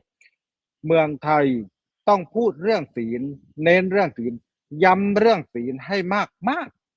ถึงมากที่สุดตั้งแต่หมู่บ้านชุมชนตำบลอำเภอและจังหวัดโยมดังที่โยมเห็นข่าวตามหน้าหนังสือพิมพ์ต่างๆเหมือนที่โยมเวนเดอร์จากประเทศฝรั่งเศสบักศรีดาเหลือเข้ามาคอมเมนต์เข้ามาถามว่าทำไมถึงเกิดเหตุการณ์แบบนี้เกิดขึ้นเห็นไหมโยมเมื่อกี้ที่โยมคอมเมนต์เมื่อกี้เดี๋ยวอาจารย์พระครูสุนทรท่านจะพูดไปเพราะท่านเป็นผู้ดำเนินรายการโยมเนี่ยเพราะอะไรเพราะสังคมขาดอะไรโยมขาดศีลขาดคนที่แนะนำเรื่องศีลเพราะฉะนั้นรายการนานาสาระธรรมดีจึงรณรงค์ให้โยมรักษาศีลให้ได้มากที่สุดเหมือนพี่น้องหลวงพี่โจ๊กพูดไปเหมือนที่หลวงพี่โจ๊กพูดไปถ้ามีศีลสังคมจะไม่เป็นแบบนี้และรอดมาได้ก็เพราะศีลเห็นไหมโยมเนี่ยนี่คือสิ่งที่สำคัญเพราะฉะนั้นต้องเข้าใจในบริบทว่าเมืองไทยศีลต้องกลับมาอย่างมากๆเลยมาทำไมถึงต้องพูดว่าต้องกลับมาพระสงฆ์องค์ข้าเจ้าต้องออกมาร่วมแรงรวมใจในพรรษานี้เราจะพูดถึงเรื่องศีลรณรงค์เรื่องศีลให้โยมรักษาศีลกันเป็นหลักเพราะศีลเป็นพื้นฐานข้อห้ามทางจิตใจโยมถ้าเรามีศีลเราระลึกถึงศีลเนี่ยโยมคิดว่าเหตุการณ์ต่างๆจะเกิดขึ้นไหมตามหน้าหนังสือพิมพ์ไหมตามโหนกระแสไหมเพราะฉะนั้นรักษาศีลอย่างไรให้ได้ทั้งบุญและได้ความสุขศีลต้องควบคู่กับการทำบุญอยู่แล้วโยมศีลทำให้ใจสะอาดแต่บุญเนี่ยโยมบุญทำอะไรโยมบุญทำให้ใจเราอิ่มเนี่ยเพราะฉะนั้นในเมื่อบุญทำให้ใจเราอิ่มแล้วทุกคนย่อมที่จะชอบในเรื่องของบุญชอบในเรื่องของศีลแน่นอนนี่คือสิ่งที่สำคัญเพราะฉะนั้นกลิ่นศีลมันหอมไปไกลกลิ่นศีลมันหอมทวนลมกลิ่นแห่งคุณงามความดีมันหอมทวนลมโยมนี่คือสิ่งที่อยากจะพูดให้ญาติโยมฟังและก็รณรงค์ในเรื่องของศีลน้องฮิปโปก็พูดไปเรื่องของศีลและพูดใต้ด้วยนะสำเนียงเสียงใต้ท่านเหมาะกับรูปร่างท่านมากเลยนะโยมนะอาตมานี่ว่าไปอย่างหนึ่งเพราะหน้าตาอาตมานี่ไม่ได้ใต้จ๋าตอนนี้ญาติโยมหลายๆท่านก็ เข้ามาทักมาทายว่าท่านมีภูรู้สึกว่าไปอยู่โคราชเนี่ยรู้สึกว่าผิวคล้ำดำขึ้นโยมเนี่ยภาระคือหน้าที่คือภาระถ้าใครไม่มีภาระจะไม่รู้ว่าภาระที่มันเกิดขึ้นนั้นเป็นอย่างไรแต่ทำด้วยความเต็มใจทำด้วยใจที่เต็มไปด้วยบุญทุกสิ่งทุกอย่างเลยโยมเพราะอะไรเพราะเต็มใจที่จะทำนี่คือสิ่งที่สำคัญที่สุดเพราะฉะนั้นวันนี้อาตมาจึงอยากจะนำข้อความที่อยากให้โยมในเรื่องของการรักษาศีลมาสรุปแบบ5 สอนะโยมนะสรุปแบบ5 สอว่ารักษาศีลอย่างไรให้ได้ทั้งบุญและความสุขนั่นก็คือสอที่1ก็คือสำนึกเห็นคุณค่าของศีลโยมสำนึกคือเห็นคุณค่าของศีลว่าศีลสามารถปกป้องคุ้มครองเราไม่ให้ตกไปในที่ชั่วนี่คือสำนึกนะโยมนะสอที่2ก็คือสำรวมในเมื่อเรารักษาศีลแล้วเราต้องสำรวมระวังกายวาจาแล้วก็ใจโยมเนี่ยเพราะฉะนั้นในเมื่อสำรวมแล้วเราก็ต้องสม่ำเสมอนั่นก็คือการรักษาศีลทุกวันโยม3 สอนะรักษาศีลทุกวันโยมอาตมาถือว่าเป็นพระรูปหนึ่งที่โชคดีได้มาอยู่บ้านโนนหนองขามวัดโนนหนองขามอำเภอคงจังหวัดนครราชสีมาโยมราชสีมาโยมไม่ต้องวิ่งนะโยมนะราชสีมานี้ไม่ต้องวิ่งเพราะอะไรเพราะที่อาตมาอยู่เนี่ยวัดโนนหนองขามโยม6 โมงโยมจะถือขันข้าวถือแกงเข้ามาในวัดแล้วมาถวายจังหันเช้าโยม6:40ตีระฆังไหว้พระรับศีลทุกวันเลยตั้งแต่อาตมาเหยียบย่องเยื้องย่างมาอยู่ที่วัดโนนหนองขามแห่งนี้ตั้งแต่วันที่24โยมมารับศีลถวายจังหันเช้าทุกวันเลยไม่ต่ำกว่า10 คนโยมเนี่ยโยมไหว้พระรับศีลทุกเช้าเลยอาตมาถือว่าเป็นพระที่โชคดีมากเลยที่ได้ให้ศีลโยมในทุกเช้าได้ปฏิบัติศาสนกิจแบบนี้เพราะเป็นครั้งแรกที่อาตมามาจำพรรษาต่างจังหวัดแล้วมาเจอโยมที่เอาภัตตาหารจังหันเช้ามาถวายแล้วรับศีลทุกวันโยมถวายสังฆทานทุกวันรวมไปถึงบุญกิริยาวัตถุ3เลยทานศีลภาวนาโยมเนี่ยเพราะฉะนั้นในเมื่อเรารับศีลแล้วเราต้องสำนึกสำรวมแล้วก็สม่ำเสมอสำนึกในคุณงามความดีของศีลที่ปกป้องเรารับศีลแล้วต้องสำรวมระวังกายวาจาแล้วก็ใจของเราสม่ำเสมอก็คือเรารับศีลทุกวันมันสร้างคุณงามความดีทุกวันโยมนี่คือสิ่งที่สำคัญที่สุดนี่คืออานิสงส์ของศีลเพราะฉะนั้นรักษาศีลอย่างไรให้ได้ทั้งบุญและความสุขนั่นก็คือสำนึกสำรวมแล้วก็สม่ำเสมอและเราจะได้ทั้งบุญและความสุขบุญเกิดจากใจที่สบายเกิดจากใจที่สงบเกิดจากใจที่สละสิ่งของในเมื่อโยมให้ทานพระก็จะให้ทำในทุกเช้าเพราะฉะนั้นวันนี้เป็นการจัดรายการต่อหน้าหลวงพ่อพระประธานหลวงพ่อพระสำเร็จอันนี้เป็นอุโบสถนะโยมนะเป็นอุโบสถแห่งแรกของ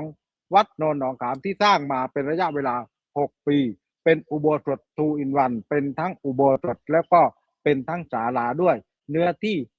23 ไร่กับ7 งานโยม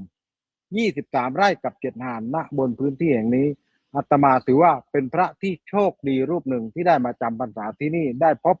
ผู้คนญาติโยมที่ตำบลอำเภอคงอำเภอวัดโนนหนองขามแห่งนี้ที่สำคัญที่สุดก็คือคืนนี้ FT เข้ามาเยอะมากเป็นพิเศษเลยฝากเพจไว้ด้วยนะโยมนะอาตมาฝากเพจว่าวัดโนนหนองขามตำบลโนนเต็งอำเภอคงจังหวัดนครราชสีมาเมืองยาโมโยมเมืองย่าโมมาใกล้แล้วโยมก็แวะผ่านเข้ามาชมที่วัดได้เพราะฉะนั้นสำหรับค่ำคืนนี้ก็ฝากไว้เป็นข้อคิดว่าสำนึกสำรวมและสม่ำเสมอชีวิตเราจะมีความสุขตั้งแต่ครอบครัวสังคมจนถึงประเทศตราบสาธุครับผมครับขอบพระคุณท่านพระอาจารย์พระมหาภูมิธรรมภูมิปาโลนะครับรักษาการ เจ้าวาดวัดโนนหนองขามจังหวัดนครราชสีมา ใครผ่านไปทางนั้นตังค์ไม่มีก็แวะไปปรึกษาท่านได้ว่าจะหาวิธีหาตังค์อย่างไร นะฮะคืออาจจะมีงานให้ช่วยให้ทำนะแต่ว่าถ้าโยมไปขอตรงๆนี่อาจจะได้บ้างแต่มันก็ง่ายเกินไปนะต้องให้ฝึกเป็นผู้ที่เรียกว่ามีจิต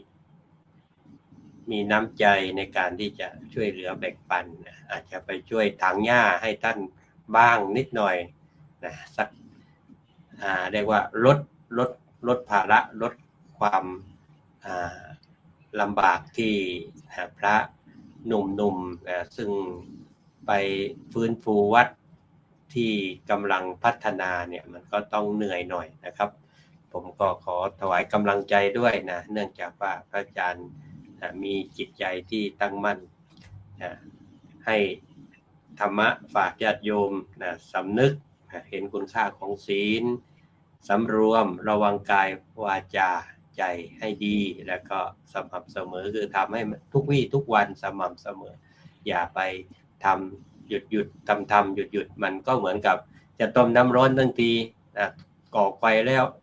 เดี๋ยวยกเข้ายกออกไม่ร้อนทักทีน้ำร้อนนะมันไม่เรียกว่าสำเร็จประโยชน์ฉะนั้นวัดโนนหนองขามต้อนรับทุกท่านนะไปเยี่ยมชมแล้วก็ไปพักได้นะเพราะว่าตั้ง20 กว่าไร่22 ไร่นะโยมนะก็ไปถวายกำลังใจท่านเดี๋ยวถ้ามีโอกาสก็จะไปเยี่ยมด้วยเหมือนกันครับผมนะอาจจะได้ไปพักค้างคืนด้วยนะแต่ก็ดูสถานการณ์นะครับว่าจะได้ช่วงเวลาใดก็ตอนนี้พระอาจารย์ถ้าไปตอนนี้อาจจะต้องเหนื่อยสักนิดหนึ่งนะครับเพราะว่ากำลังพัฒนา ไปตอนที่ดูว่าทุกอย่างลงตัวแล้ว ไม่ใช่อะไรครับผมก็ให้พระอาจารย์ได้เขาเรียกว่ามีการสร้างบารมีนะญาติโยมเนี่ยเช้าเนี่ยผมอยู่ที่นี่เช้ายังต้องบิณฑบาตนะครับยังไม่มีใครยกปิ่นโตมาถวายเลยนะขนาดอยู่ในเมืองแท้ๆแต่ต้องบิณฑบาตทางโน้นนี่แสดงว่าญาติโยมอุปถัมภ์นะได้ถวายการดูแลพระอย่างเต็มที่นะครับขออนุโมทนาแล้วก็ชื่นชมศรัทธาญาติโยมตรงนั้นด้วยก็น่าจะเป็นรอบสรุปนะครับมีประเด็นเนี่ยท่านพระอาจารย์พระครูสมุทรสมพรรออยู่แล้วก็จะได้นิมนต์ท่านพระอาจารย์ได้สรุปในประเด็นของการรักษาศีลอย่างไรให้ได้บุญและความสุขอีกครั้งหนึ่งครับผมพร้อมและอวยพรญาติโยมไปเลยครับขอนิมนต์ครับกราบนมัสการถวายความเคารพครูบาอาจารย์พระธรรมวิทยากรทุกรูปอีกครั้งหนึ่งครับผมเจริญพรญาติโยมทุกคนทุกท่านหลังจากที่ฟังครบทุกรูปแล้วโยมไม่ต้องเอามงมาให้อาตมาก็ได้นะโยมนะวันนี้มงเนี่ยจะลงที่ไหนอาจารย์มีภูนี่ช่างเหลือเกินคุณโยมแต่ละรูปแต่ละท่านแต่ละรูปก็มีสไตล์ของการบรรยายหรือว่าสนทนาธรรมให้ญาติโยมได้ฟังโดยเฉพาะในวันนี้เรื่องของรักษาศีลอย่างไรให้ได้ทั้งบุญและความสุขอยากถามโยมว่าวันนี้โยมฟังแล้วมีความสุขไหมโยมฟังแล้วได้แล้วแหละบุญจากการฟังครูบาอาจารย์เนี่ยบุญเกิดจากขึ้นจากการฟังแต่ถ้าโยมมีความสุขในวันนี้แหละรักษาศีลอย่างไรฟังศีลอย่างไรได้ทั้งบุญได้ทั้งความสุขให้เกิดขึ้นกับชีวิตของพวกเราต้องการความสุขในชีวิตอาจจะมีวิธีการอีกหลายๆอย่างแต่โยมอย่าลืมนะว่าการที่เรามีศีลเนี่ยมันคือคุณค่าของชีวิตของพวกเราศีลคือพื้นฐานเป็นมนุษยธรรมในการดำเนินชีวิตของพวกเราพุทธเจ้าจึงตรัสไว้ว่าศีลังโลเกอนุตตรังศีลเนี่ยเป็นเยี่ยมในโลกโยมฝากไว้โยมทุกคนทุกท่านอาจจะยังมองไม่เห็นถึงคุณค่าของศีลที่เราประพฤติปฏิบัติอยู่ในวันนี้แต่ให้โยมเชื่อมั่นว่าพระพุทธเจ้าท่านตรัสไว้แล้วว่าศีลังโลเกอนุตตรังศีลเป็นเยี่ยมในโลกมากกว่า ทรัพย์ที่เรามีแสวงหามาทั้งชีวิตไม่สามารถติดตนตามตัวของเราได้ แต่ศีลเนี่ยมันส่งผลไปสู่โลกหน้าของเราปัจจุบันเราอยู่ดีมีความสุขด้วยศีลประพฤติปฏิบัติถูกต้องดีงามเราก็มีความสุข ตัวเรามีความสุข ครอบครัวเรามีความสุข สังคมเรามีความสุข ประเทศชาติของเรามีความสุข โลกเรามีความสุขสงบสุขได้ด้วยคนมีศีล และศีลก็เป็นอาภรณ์อันประเสริฐของพวกเราที่ทำให้เรามีทั้งความงามงดงามทั้งกายและใจและที่สำคัญโยมอยากรวยให้ทาน อยากสวยให้รักษาศีล อยากมีสติปัญญาให้เจริญภาวนาฝากไว้กับญาติโยมทุกคนทุกท่านในค่ำของคืนนี้ในวันนี้ก็อนุโมทนาบุญกับญาติโยมทุกคนทุกท่านไว้เพียงแค่นี้ครับผม ครับขอบพระคุณท่านพระอาจารย์พระครูสมภพรนะฝากโยมไว้ถ้าอยากรวยก็ให้รู้จักให้ทานอยากสวยรักษาศีลอยากมีปัญญาให้เจริญภาวนาครับต่อไปขอนิมนต์ท่านพระอาจารย์พระครูประหลัดประกรณ์พิสุทธิ์ครับผมนิมนต์ครับ ขอถวายความเคารพอาจารย์ทุกรูปอีกครั้งครับ ครับญาติโยมทั้งหลายก็อาจารย์ทุกรูปก็ได้บรรยายอธิบายมาแล้วนะในเรื่องของศีลวันนี้ก็ฝากญาติโยมทุกคนทุกท่านนะถ้าเรามีศีลเมื่อไหร่ทุกสิ่งทุกอย่างก็จะกลับมา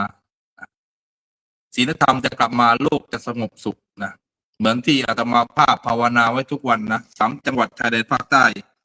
เมื่อใดมีศีลที่บริสุทธิ์หรือว่าความเข้าใจกันแล้วนะก็จะสงบสุขดังเช่นเดิมนะก็ขอฝากเอาไว้นะศีลไม่ใช่ข้อบังคับแต่เป็นข้อปฏิบัติของบุคคลที่ต้องทำความดีคนมีศีลมองทีไรก็งดงามคนมีธรรมดูอย่างไรก็สง่าคนมีดีอยู่กับใครก็มีราคาคนมีค่าอยู่ที่ไหนก็เจริญขอเจริญพรขอบคุณครับครับสาธุ ครับอาจารย์ทุกรูปครับ ครูประหลัดประกรณ์พิสุทธิ์นะครับถวายเวลาต่อพระอาจารย์เอกพันธ์เลยครับ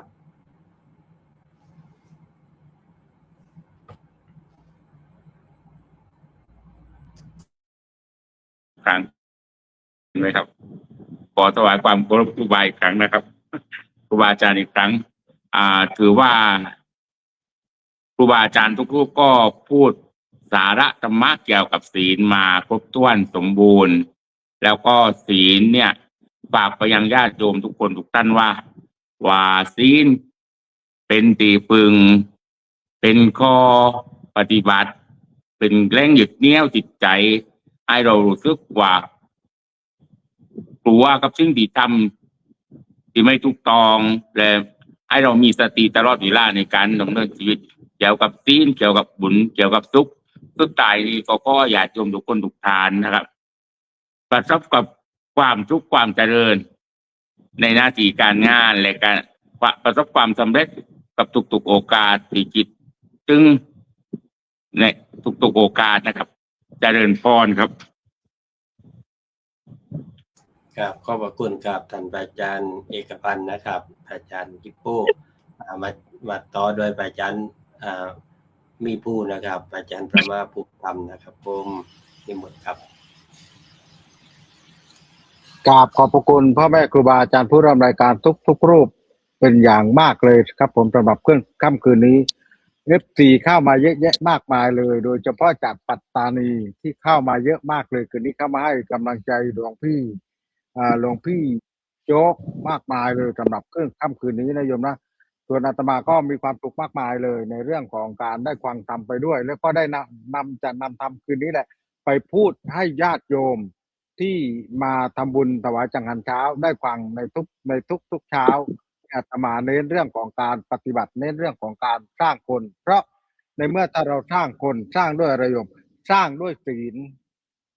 ในเมื่อสร้างคนด้วยศีลก็จะเปลี่ยนคนเนี่ย ในเมื่อศีลเปลี่ยนคนแล้วเปลี่ยนชีวิตครอบครัว แล้วก็ศีลจะเปลี่ยนคนทั้งโลกได้อาตมาเชื่อแบบนั้นเพราะอะไรเพราะศีลเป็นข้อปกปักปกป้องคุ้มครองไม่ให้เราทำในสิ่งที่ไม่ดีนี่คือสิ่งที่สำคัญที่สุดเพราะฉะนั้นฝากไว้สำหรับค่ำคืนนี้โยมนะพรุ่งนี้90วันเปลี่ยนนิสัย90วันเปลี่ยนชีวิตโยมในสำหรับคีย์เวิร์ดสำหรับค่ำคืนพรุ่งนี้แน่นอนจะมาอยู่ในเรื่องของอาตมาคิดว่าอาจจะอยู่ในเรื่องของศีลแต่ในหัวข้อของหลวงพี่โจ๊กคืนพรุ่งนี้โยมห้ามพลาดเป็นอันขาดพี่น้องชาว FC ชาวปัตตานีต้องเข้ามาให้กำลังใจท่านเยอะแยะมากมายสำหรับค่ำคืนนี้อนุโมทนาสาธุกับญาติโยมทุกท่านกราบขอบพระคุณครูบาอาจารย์ทุกรูปโดยเฉพาะครูบาอาจารย์ที่เข้ามาให้กำลังใจหลวงพ่อพระครูเกษมพิษโสพลท่านก็เข้ามาให้กำลังใจด้วยแล้วก็ตอบโยมก่อนว่าโยมถามว่าอาจารย์สายุทธไปไหนแล้วทำไมไม่เข้ารายการท่านบอกว่าให้จัดรายการกันไปก่อนนะโยมนะเมื่อไหร่ที่ท่านว่างท่านจะเข้ามาร่วมรายการด้วยเพราะท่านเองก็มีภารกิจเยอะแยะมากมายอีกอย่างรายการเราก็สลับหมุนเวียนเปลี่ยนกันไปท่านว่างเมื่อไหร่ก็เข้ามาเมื่อนั้นนะโยมนะเพราะฉะนั้นสำหรับค่ำคืนนี้ก็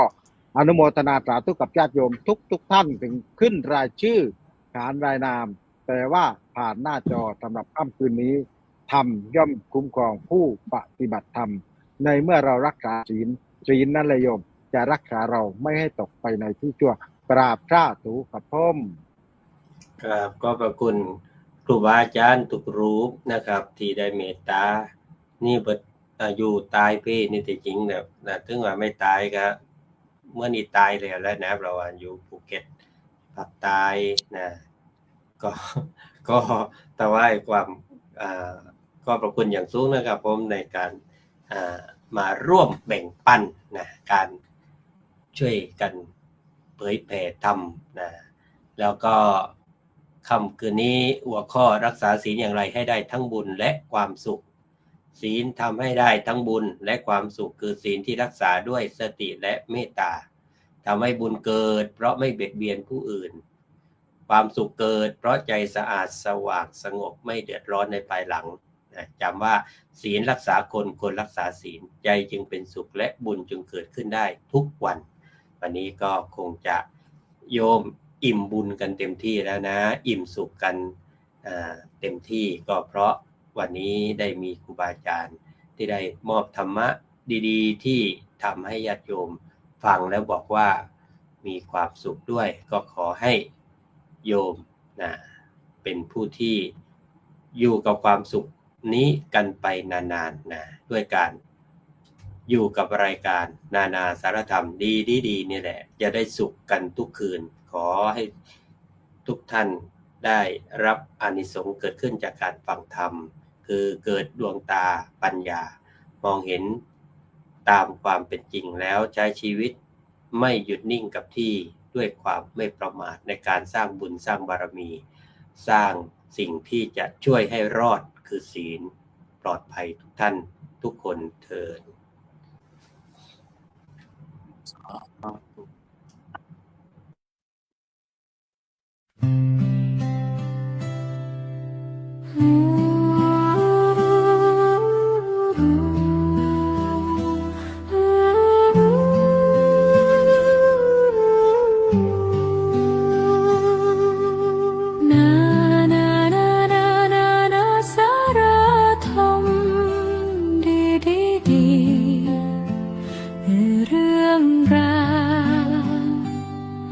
ความรู้